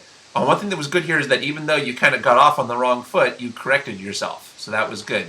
At first you were a little bit not sure about maybe who was going to play the role of the acid and the base, but then you remembered what we said before, and you drew those in correctly.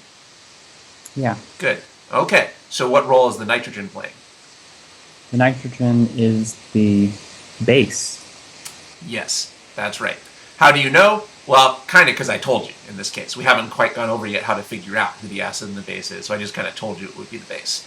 And what role did the hydrogen play? That was the acidic proton. And what role did the oxygen play? The acid. What's the definition of an acid?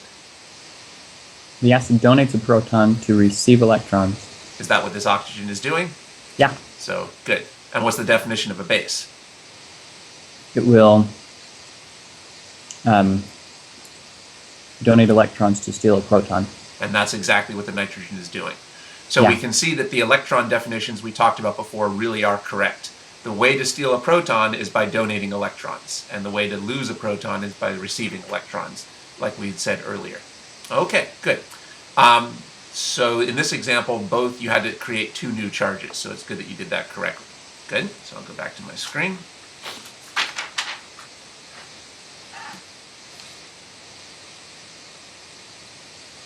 So I think our next job then is to be able to predict when things will play the role of an acid or a base.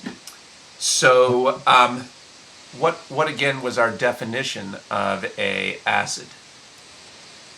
An acid will donate a proton to receive electrons. I guess you could say it either way. Receives electrons to donate a proton. Yeah, you can say it either way.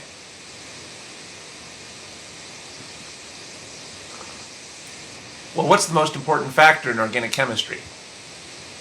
Charges. So we're going to try to use charges to predict who will play the role of an acid or a base. So what type of formal charge would make something a better acid? Positive. Yeah, positive formal charges make things into better acids. Now, there are some neutral things that are acids. There are some neutral things that are acids, but the clearest sign of an acid is something with a positive charge connected to a hydrogen. If something has a positive charge and it's connected to a hydrogen, that's going to be an acidic hydrogen. Pretty much guaranteed. Okay. Anytime you have something with a positive charge connected to a hydrogen, that's going to be an acidic hydrogen. Pretty much guaranteed. Okay.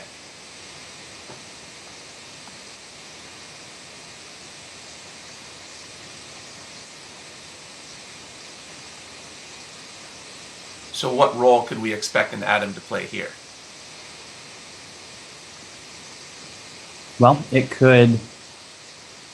the oxygen could play the role of an acid with its hydrogen next to it being an acidic proton. Excellent. That's right. So this could be an acid. Now this is confusing, or this is complicated, because there's some other roles that things could play here. What's another role that this could play that we talked about earlier? Carbon-2 could be an electrophile, and the oxygen could be a leaving group. Yeah, so now is when the plot starts to thicken here in organic chemistry. Oftentimes, there's more than one set of roles that can be played, and you have to use other considerations from OChem to decide what's actually going to happen. So from now on, we're often going to see more than one different type of role that can be played. So in this case, 2 could be the electrophile, and the oxygen could be the leaving group, or the oxygen could be an acid, and it could donate an acidic proton. Either of those are possible here. Okay.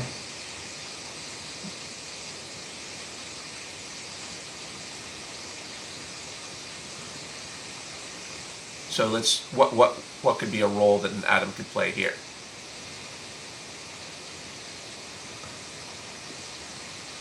Well, it looks like the oxygen could again play the part of an acid. And donate a proton. Good. And donate a proton, yeah. That's right.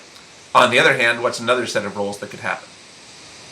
Carbon-2 could be an electrophile, while the oxygen could be the pseudo-leaving group. Yeah, that's right. That actually is a pretty useful term, pseudo-leaving group. That's right. So the oxygen would be kind of a pseudo-leaving group. Okay, that's right. Which one is actually going to happen? Well, we can't say yet. It would depend on other considerations we haven't really studied yet. Okay, or maybe both of those things could happen with different molecules in the beaker. Good. Okay, well, so we now there's something else we have to think about, unfortunately, now when we see positive formal charges. Now when we see positive formal charges, we have to think not just about leaving groups and electrophiles, but acids. Now, what's the definition of a base? The base will donate electrons to steal a proton.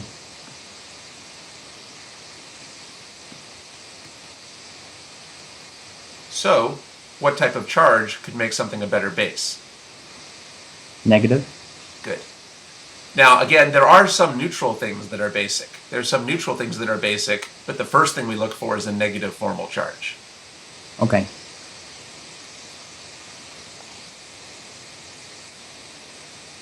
So can you think of any roles that could be played by atoms here? It looks like the oxygen could be a base. Yes. What would make it a reasonable base? It has a negative formal charge. Right. Notice how important it is to always notice these ionic bonds. I didn't draw in the negative charge, but you know it's there. So yes, this oxygen could be a base, absolutely. Any other roles that atoms could play here? It could also play the role of a nucleophile. Yeah. Unfortunately, maybe it's going to be the nucleophile. The oxygen could be a nucleophile, not a base. Which one is it going to be? Well, it depends. It depends on the details of the situation. So this is actually one of the more challenging parts of OChem. Oftentimes it's difficult to tell whether something will be a nucleophile or a base. So we'll have to study that in more detail as we go. But so far we can just say this seems like it could react either nucleophilically or basically. So notice, again, in our table, it makes sense to kind of group bases with nucleophiles because they're quite similar to each other. Sometimes it's hard to tell whether something will be a nucleophile or a base. And it makes sense to group electrophiles with acids because they're quite similar to each other. Sometimes it's hard to tell whether something will act like an electrophile or an acid. Yeah. Actually, as we go on, we'll see it's usually pretty easy to tell whether something will be an electrophile or an acid. That's not too hard. Nucleophile versus base is trickier. That's something we have to just keep working on throughout the course. We'll go into that in more detail as we go. Okay.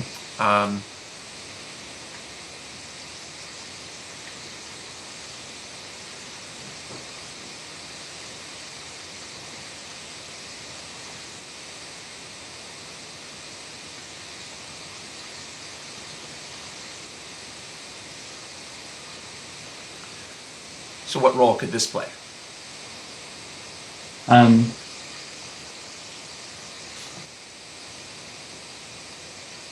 Previously we saw that one of the hydrogens could play the role of nucleophile. True.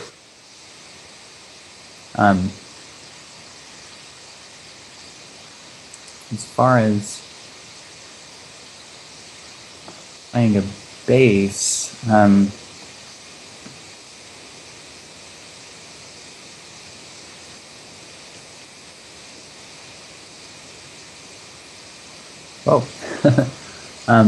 I don't think. I guess the definition of a base would be to donate electrons to receive a proton, and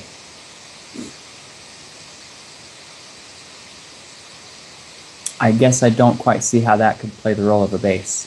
Okay, well, it does have a negative charge, so we would expect it might be able to play the role of a base. Yeah. Let's actually try to draw that out. So, in fact, it could be basic. Okay. Let's see if we can work out how that could happen. Let's use this as an acid. Try drawing some electron-pushing arrows here to show an acid-base reaction. Okay.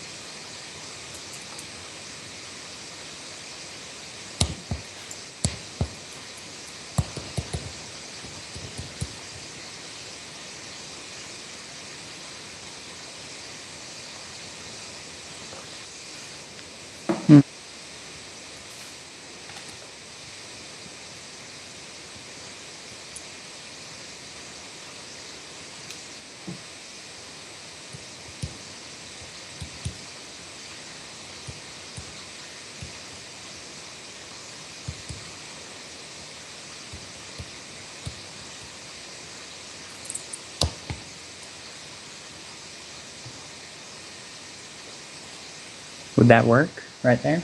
Does that seem reasonable? I suppose so. It does have a neutral charge on the aluminum. It's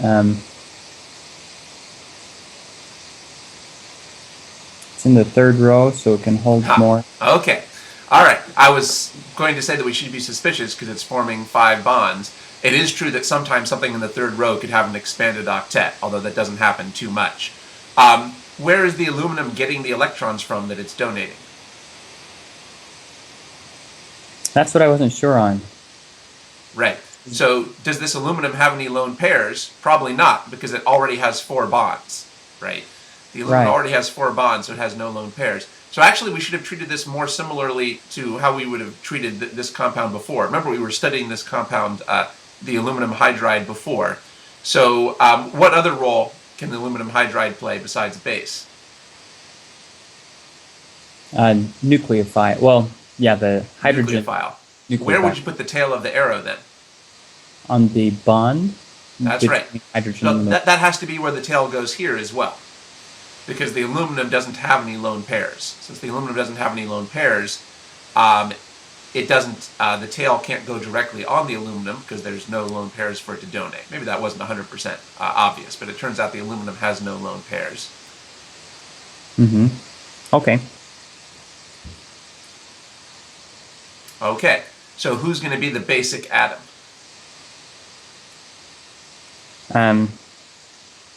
The hydrogen? Not the aluminum. Okay. Why is it better for the hydrogen to be the basic atom now? Sorry, why is it? How can we? So now we have a tail that's between the hydrogen and the aluminum. So this is the type of ambiguous arrow that we've talked about before. How can you tell whether it's the hydrogen that will form the new bond or the aluminum? Well, if the hydrogen forms the new bond, it will take the electrons and leave aluminum neutral.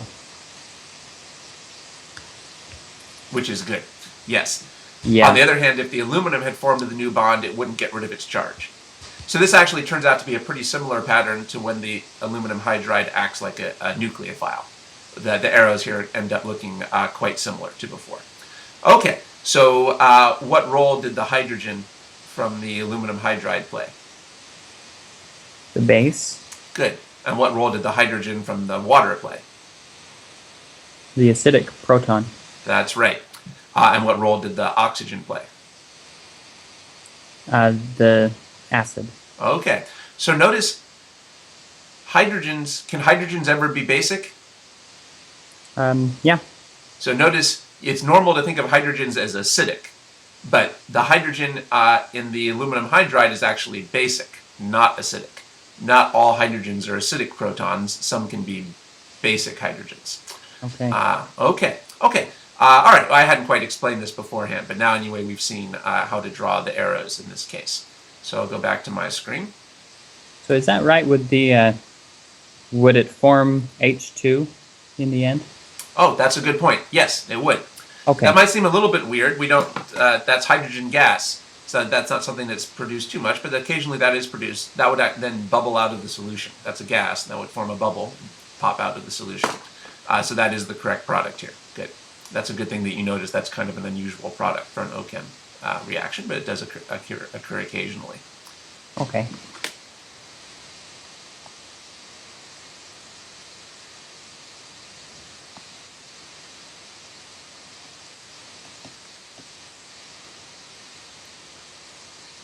Can you predict what might be a role that an atom would play here? Well, it looks like that negative charge on that carbon would be a good base. That's right. What's the name of this type of functional group? Grignard reagent. Yeah. So we see now Grignards can be bases. Grignards can be bases because of the negative formal charge. What other role can a Grignard play besides a base? Nucleophile. That's right. But in this case, there aren't really any great electrophiles around. So in this case, this will act like a base. And we might use this as the acid. So that's just another example of how negative formal charges can make things basic. Okay. What role would you expect to be played here? The hydrogen could be a base. How can you tell? It has a negative charge. Right.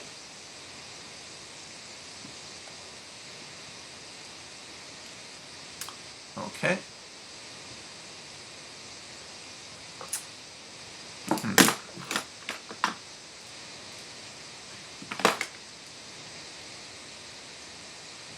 Do you know what role this would play in a reaction?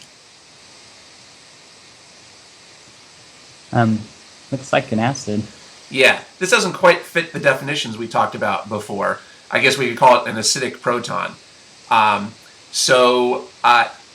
In reality, protons never just float around like this. Protons never float around unconnected to anything else. But oftentimes, as a shortcut, we pretend that they do. So in reality, this would have to be attached to something else. In reality, this would have to be like HCl or H2SO4. However, oftentimes as a shortcut in organic chemistry, we pretend that there's just bare protons floating around. So we could think of this as an acidic proton, or maybe now we just think of it as an acid. So notice I wanted to point out there's a huge difference between a hydrogen with a negative charge and a hydrogen with a positive charge. What role does a hydrogen with a negative charge play? A base. And what role does a hydrogen with a positive charge play? An acid. Right. So we should have different names for them. What's another name for this symbol? Proton? Yeah. We could call this a proton. What do we call this? This is called hydride. So notice, what charge does "ide" mean? Is it a negative? You can see that from this example. So you might have seen, say this is called a chloride ion, like sodium chloride. Ide means a negative charge. So there's hydrogens with negative charges are called hydrides. Hydrogens with positive charges are called protons. They play very different roles. Okay. Oftentimes people look at this and they think this is an acid. Students often think this is an acid because they don't think carefully enough about the charges. Okay? By the way,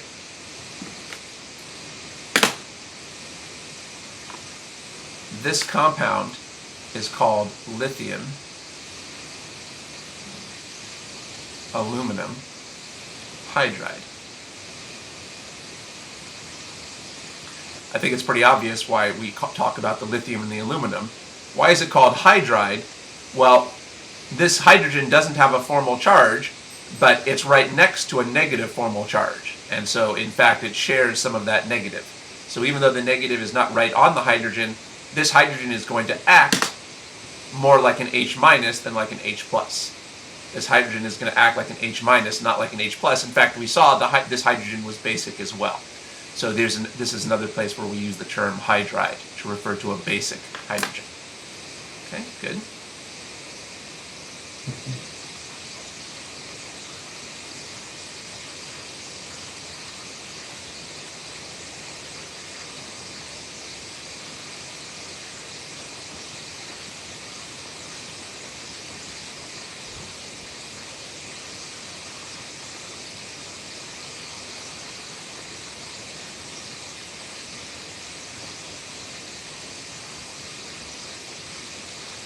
So what do you do if there are no formal charges?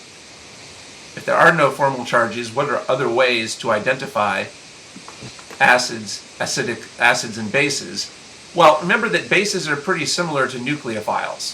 So the signs of nucleophiles generally signal bases as well. So do you remember what are some other signs of a nucleophile besides a negative formal charge? Delta negative charge. Yeah, so something with a delta negative might be basic. What would be another sign of a nucleophile?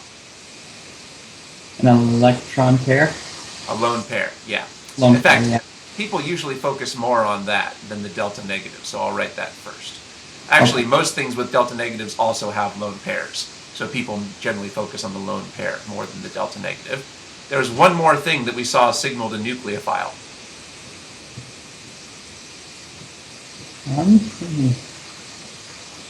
Remember. Carbon-carbon pi bond. Good. Did you remember that from memory or look at your notes? I just looked at the handout. Okay, so those are things we want to memorize, but it's good that you also thought to look at the handout. That's the purpose of the handout, to jog our memory of that. So what's a role that a carbon-carbon pi bond could play in a reaction? Could be a nucleophile. That's right, but what else might it do? Also could be a base. That's right. So all of these could now indicate either nucleophiles or bases. Okay. These would all tend to be fairly weak bases, usually, but they could all, they could be bases. All right, now we've seen a positive charge could indicate an acid, but what if there are no positive formal charges? What are some other signs of acids? Well, it's the same kind of things that you would use for other signs of electrophiles. So if there's no positive formal charge, what's another sign of an electrophile? Delta positive charge. Yeah, that's just about the only other one we focused on. Well, Yeah. that we can see, so if something has a delta positive, what role could it play? Either an electrophile or an acid. That's right. Okay, good.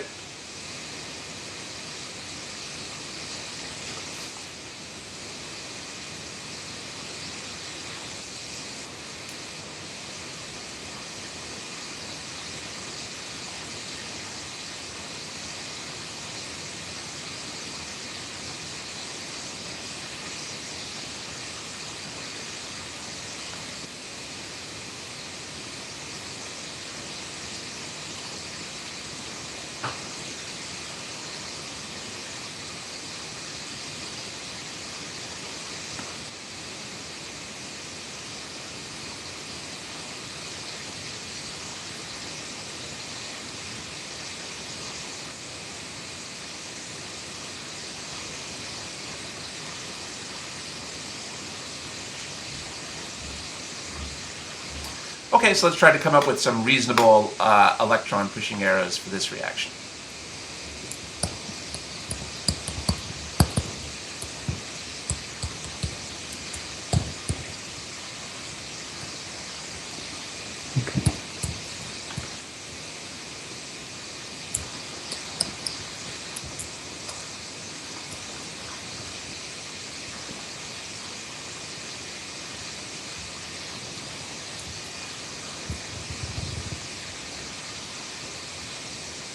Okay.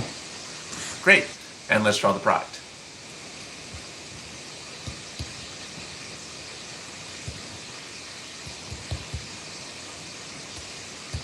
Okay, so what role did the O minus play?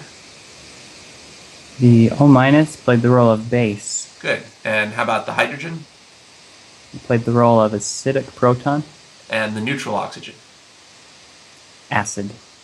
Now, how could you tell that OH was acidic? Well, it had a delta positive on the H. That's right. So basically, I guess the point I should have made is that hydrogens with delta positives are acidic protons. Okay. Hydrogens, I didn't quite spell that out before, but a hydrogen with a delta positive is an acidic proton. And how did we know that the O minus was a reasonable base? Well, that's one thing that we memorized before. We memorized that base in particular. That's right. Yeah. Why would we expect it to be a good base? Has a negative formal Yeah, charge. it has a negative formal charge.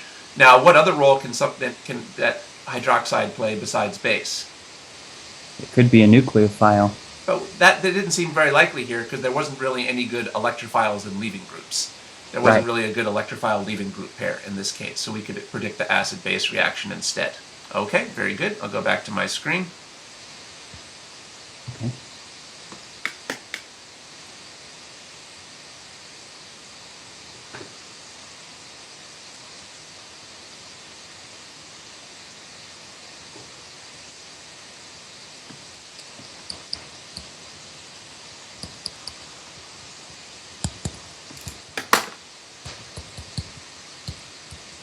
Okay, let's try drawing some reasonable electron-pushing arrows here. Okay.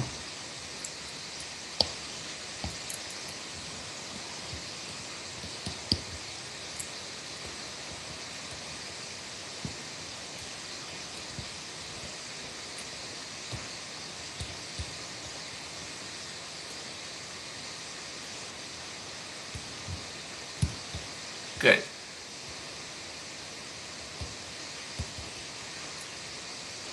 Okay, so what role did the oxygen on the right play? Base. And was that reasonable? It had a lone pair.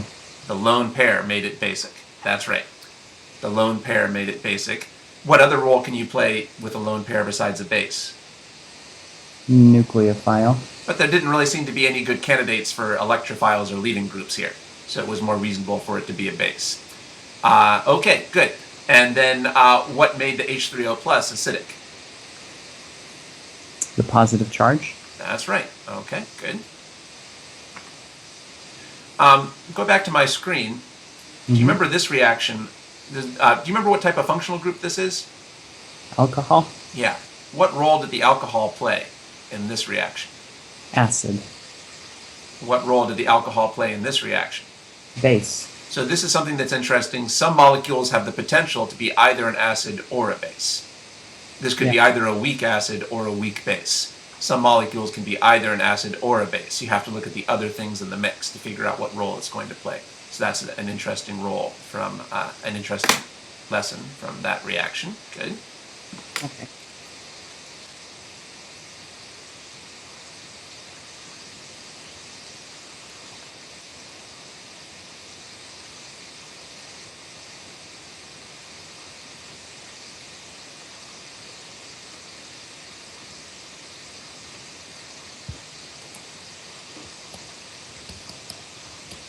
Let's try to write some reasonable electron-pushing arrows here.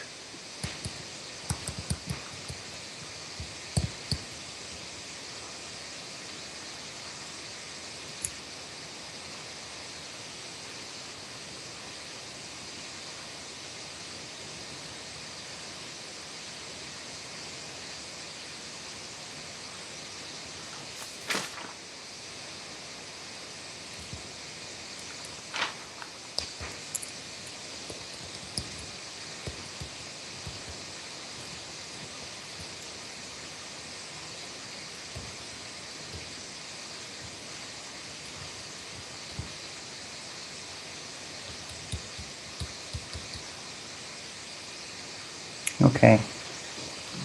Okay, good. So what role did the water play? Base. And why was that reasonable? Lone pair. Good.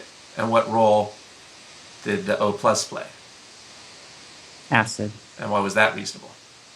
The positive charge. Good. So you wrote this as an acid-base reaction. Now, in this case, there's another reasonable reaction that's not an acid-base reaction. So let's try drawing that. Let's draw another set of electron-pushing arrows, maybe redraw the starting materials. Let's redraw the starting materials. Can you come up with another reasonable set of arrows? Sure.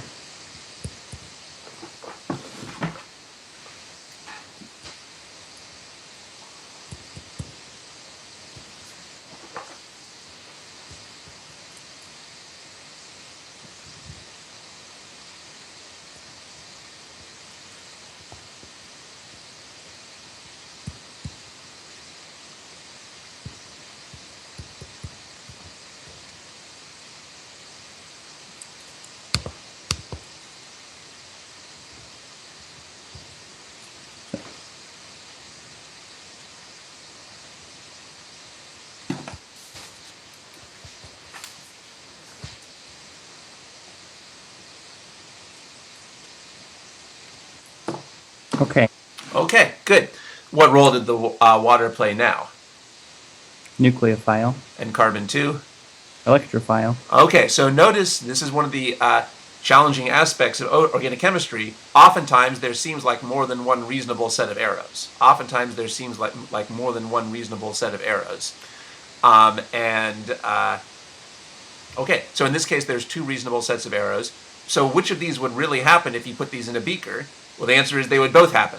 Sometimes you would do the acid-base reaction. Remember that there's not just one of these molecules, there's billions of these floating around. So you could have maybe 20% do one reaction and 80% do the other, or something like that. So both of these could happen. Which of these would be the useful thing to draw in our mechanism? Well, that would depend on the details of the mechanism and of the problem. So that's something we'll have to work on in more detail as we move along. All we can say right now is that both of these are reasonable sets of arrows. So oftentimes there's going to be more than one reasonable set of arrows. Good. All right, I'll go back to my screen.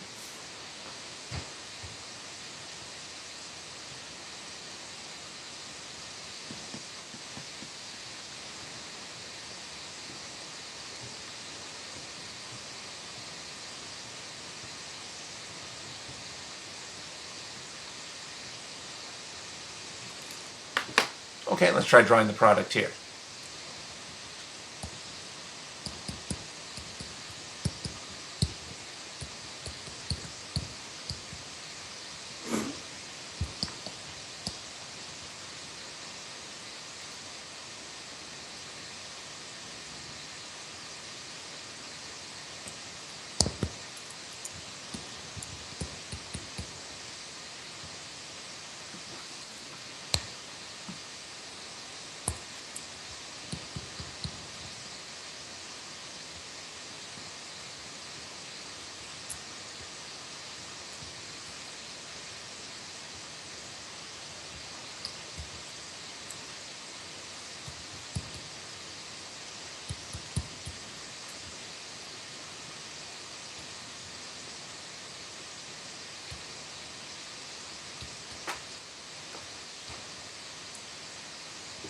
Okay.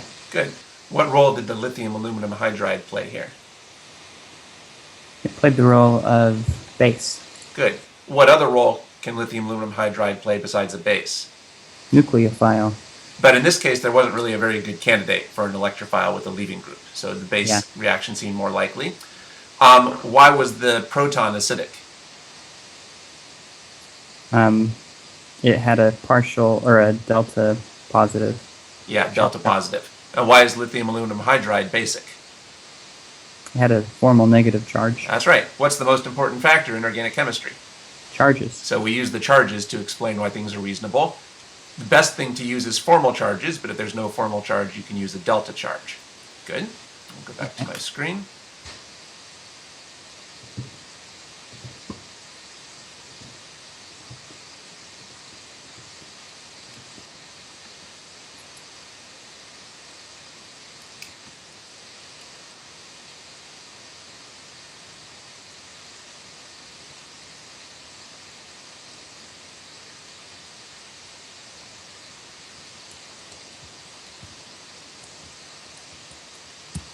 Okay, try drawing the arrows here.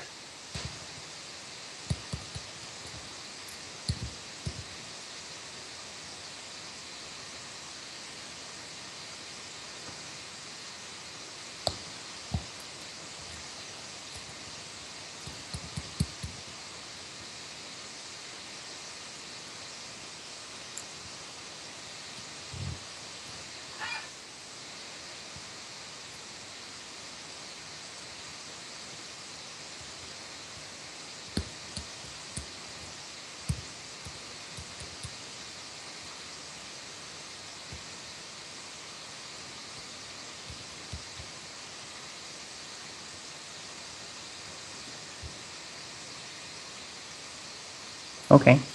Okay, I think your screen froze up on me. Why don't you try turning your screen sharing off and then turning it on again, and we'll see if that fixes the problem.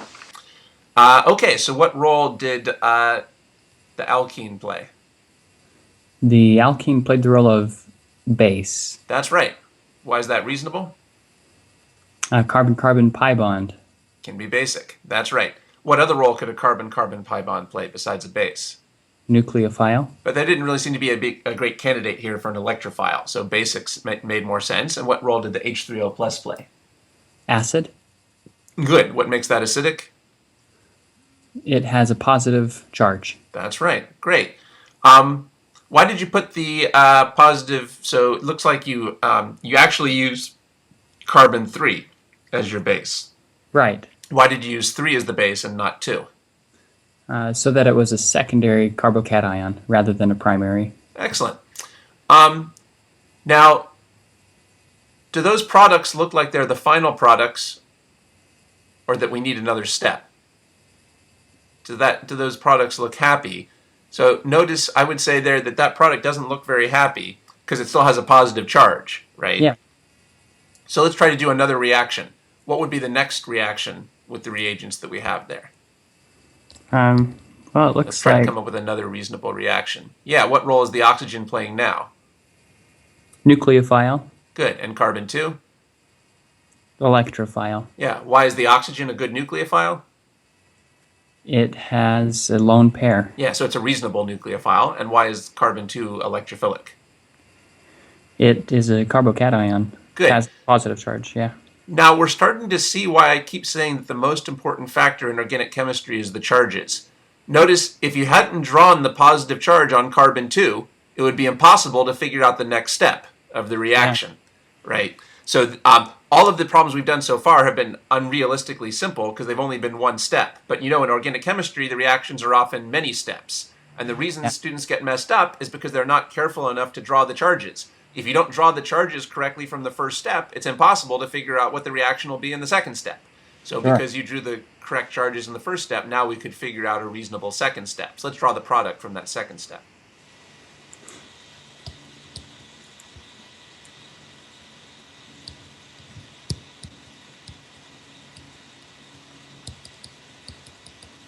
Okay. All right, now notice this molecule is still not that happy because now it has a positive charge still. Yeah. Now, keep in mind, we just used a water molecule in the previous step. We just used a water molecule, but does that mean there's no water molecules left? Well, no, there would be tons of water molecules, right? So that would probably be the solvent for this reaction. So draw another water molecule on the right, next to the product that you have there, and see if you can come up with another reasonable reaction. Now, a third step. What would be a reasonable third step here? Well,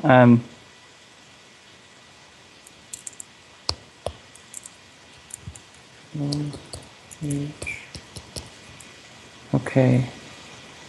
It looks like you could check there.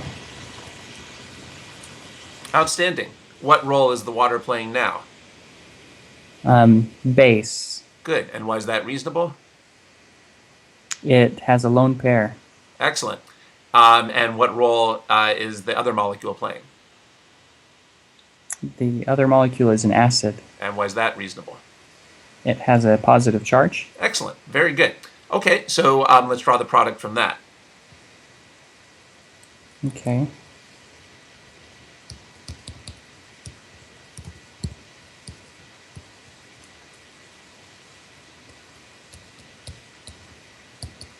Okay, great. Now, we're probably done now. Now, of course, we haven't gotten rid of all the charges, but usually in organic chemistry, you're usually done if you can get rid of the charges in the carbon-containing compound. So the carbon-containing compound has gotten rid of all of its charges. That's usually a good sign that we're done with the problem. So in this case, we're done. So we've actually done now our first three-step mechanism. Previously, we've just been doing one step at a time, but now we put three whole steps together here. Maybe we can zoom out or scroll to the left so we can see the whole thing on the screen at one time. So now we're starting to put together all the different tools that we've talked about. Notice the first step, was the first step a nucleophilic electrophile reaction or an acid-base reaction? Acid-base. How about the second step? Nucleophilic. Yeah, and how about the third step? Acid-base. So this is the general pattern in organic chemistry. You usually alternate nucleophile-electrophile step, acid-base step. Nucleophile-electrophile step, acid-base step. Nucleophile-electrophile step, acid-base step. That's the general pattern. So they're both very important. You usually go back and forth between the two of them. So here, first we did acid-base, then nucleophile-electrophile, then another acid-base reaction. That's the general pattern that you oftentimes go through in organic chemistry. This is a pretty typical example of that. Right here, this was allowed us to turn an alkene to an alcohol, and all of these steps made good sense based on the rules that we've talked about so far. So that would allow us to make it much easier to remember this reaction. This is a reaction you saw in the first semester, but now we can see the logic behind this reaction. Some of the reactions in the second semester have up to 9 steps. Not most of them, but many of the reactions have many steps, 3 steps or 6 steps. There's one reaction that even has 9 steps. So it might seem very complicated, but they're usually alternating nucleophile-electrophile, then acid-base, then nucleophile-electrophile, then acid-base. So we're starting to see that general pattern here. That's something we can keep working on. Once we see that pattern, the reactions become much easier to predict and to remember. Okay, so let's go back to my screen. Can you see my screen? Yeah. Quick question. Would that pattern be the basis for determining that step 3 would be, in fact, acid-base rather than nucleophile-electrophile? Yes, that's an excellent point. You remember I was complaining earlier about how hard organic chemistry was because it can be difficult to tell whether you should treat something as a nucleophile or a base. But then I said there's other tricks that you use to figure it out. Well, here's a good trick. If you just finished doing an acid-base reaction, probably the next thing should be a nucleophile-electrophile reaction. Or if you just finished doing a nucleophile-electrophile reaction, then probably the next step should be acid-base. So I think that's kind of what you were saying. So yes, that's one important clue. We've seen that things that are bases can usually also be nucleophiles. So that's one important clue as to what type of reaction you should do. We'll talk about that more. So what was the alternative reaction you were considering? And having oxygen on the right, right here, be a nucleophile, and have carbon 2 be the electrophile, with the OH2 positive be a leaving group. Good. Now that's excellent that you were thinking about that. So why would we not draw that? Well, first of all, because remember we just did a nucleophile-electrophile reaction. So the general pattern is now we expect an acid-base reaction. In this case, though, there's nothing else that's interesting. Would you agree that if you had actually done that, you would have gotten the same exact products that you started with in that step?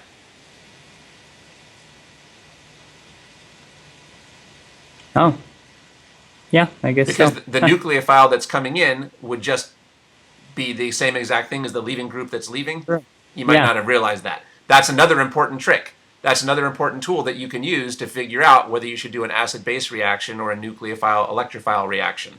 So, oftentimes, one type of reaction isn't actually going to change the outcome at all. So obviously, it would be pointless to draw that. So that's something else. Now, in reality, in the beaker, that really would happen. In the beaker, very often one OH2 group falls off and is replaced by another one. So in reality, that reaction is one of the many things that's happening, but it's kind of pointless to draw it on the paper since it doesn't actually change the molecule at all. So we're not trying to draw on our paper all the different reactions that are happening in the beaker. We're trying to draw the interesting reactions that give us new products. But in any case, it's good that you noticed. It's good that you noticed that there was also the possibility for a electrophile-nucleophile reaction here. And we talked about a couple of the tools we could use to decide that it's better to do an acid-base reaction at this step. Okay, good. So I'll go back to my screen. Okay, so to finish up here for today, take another look at your handout. So I think now we've covered the entire first page of the handout. Before, we hadn't talked about the acids and bases. So if we go back to the handout, do you see now why I've grouped nucleophiles and bases in the same category? Because there's many similarities between them. So here's the two definitions we talked about. These have to be memorized word for word. And now we've seen that the signs of a base are pretty similar to the signs of a nucleophile. And we see that electrophiles and acids go in the same category. They tend to be quite similar. And the signs of electrophiles tends to be rather similar to the signs of acids. Okay. So now we've talked about pretty much everything on this first page. So again, it's important to carefully review this first page frequently because it covers so many important ideas. Remember, this was an idea that I think you had forgotten when you were doing the homework, this exception for negative formal charges. So you want to go through this whole first page again and make sure that you have pretty much this whole thing memorized. Okay. Now we've started also going over this table from page 2. We haven't covered everything here yet. But we've talked about a good example for acid-base. We've talked about how the Bronsted-Lowry and Lewis definitions. Maybe you shouldn't worry too much about this table yet because there's a lot here we haven't talked about. There's quite a bit we haven't talked about there yet. But anyway, it's important to memorize the first page of the handout, especially the definitions, especially the electron definitions of acids and bases. So you should definitely go back and finish those homework problems. There was a bunch of problems that we hadn't gotten to yet, so you should definitely go back and complete those. And I'm probably going to send you a new batch of homework problems. So in the future for the homework problems, one thing to do is remember to review the handout and the lecture notes while you're doing the problems to make sure that you're using all the techniques that we talked about from the session, because we've covered a lot of material now and it's easy to start forgetting it. Remember, the only point of doing the problems is to practice the techniques and concepts from the tutoring session, but it's hard to remember those techniques. So before you do the problems or while you're doing the problems, keep consulting the handout and the tutoring notes to make sure you're using all the techniques that we talked about. Also, for those homework problems, try to make sure that you start those problems before the day of the next tutoring session, because you can see that otherwise you might not have time to finish.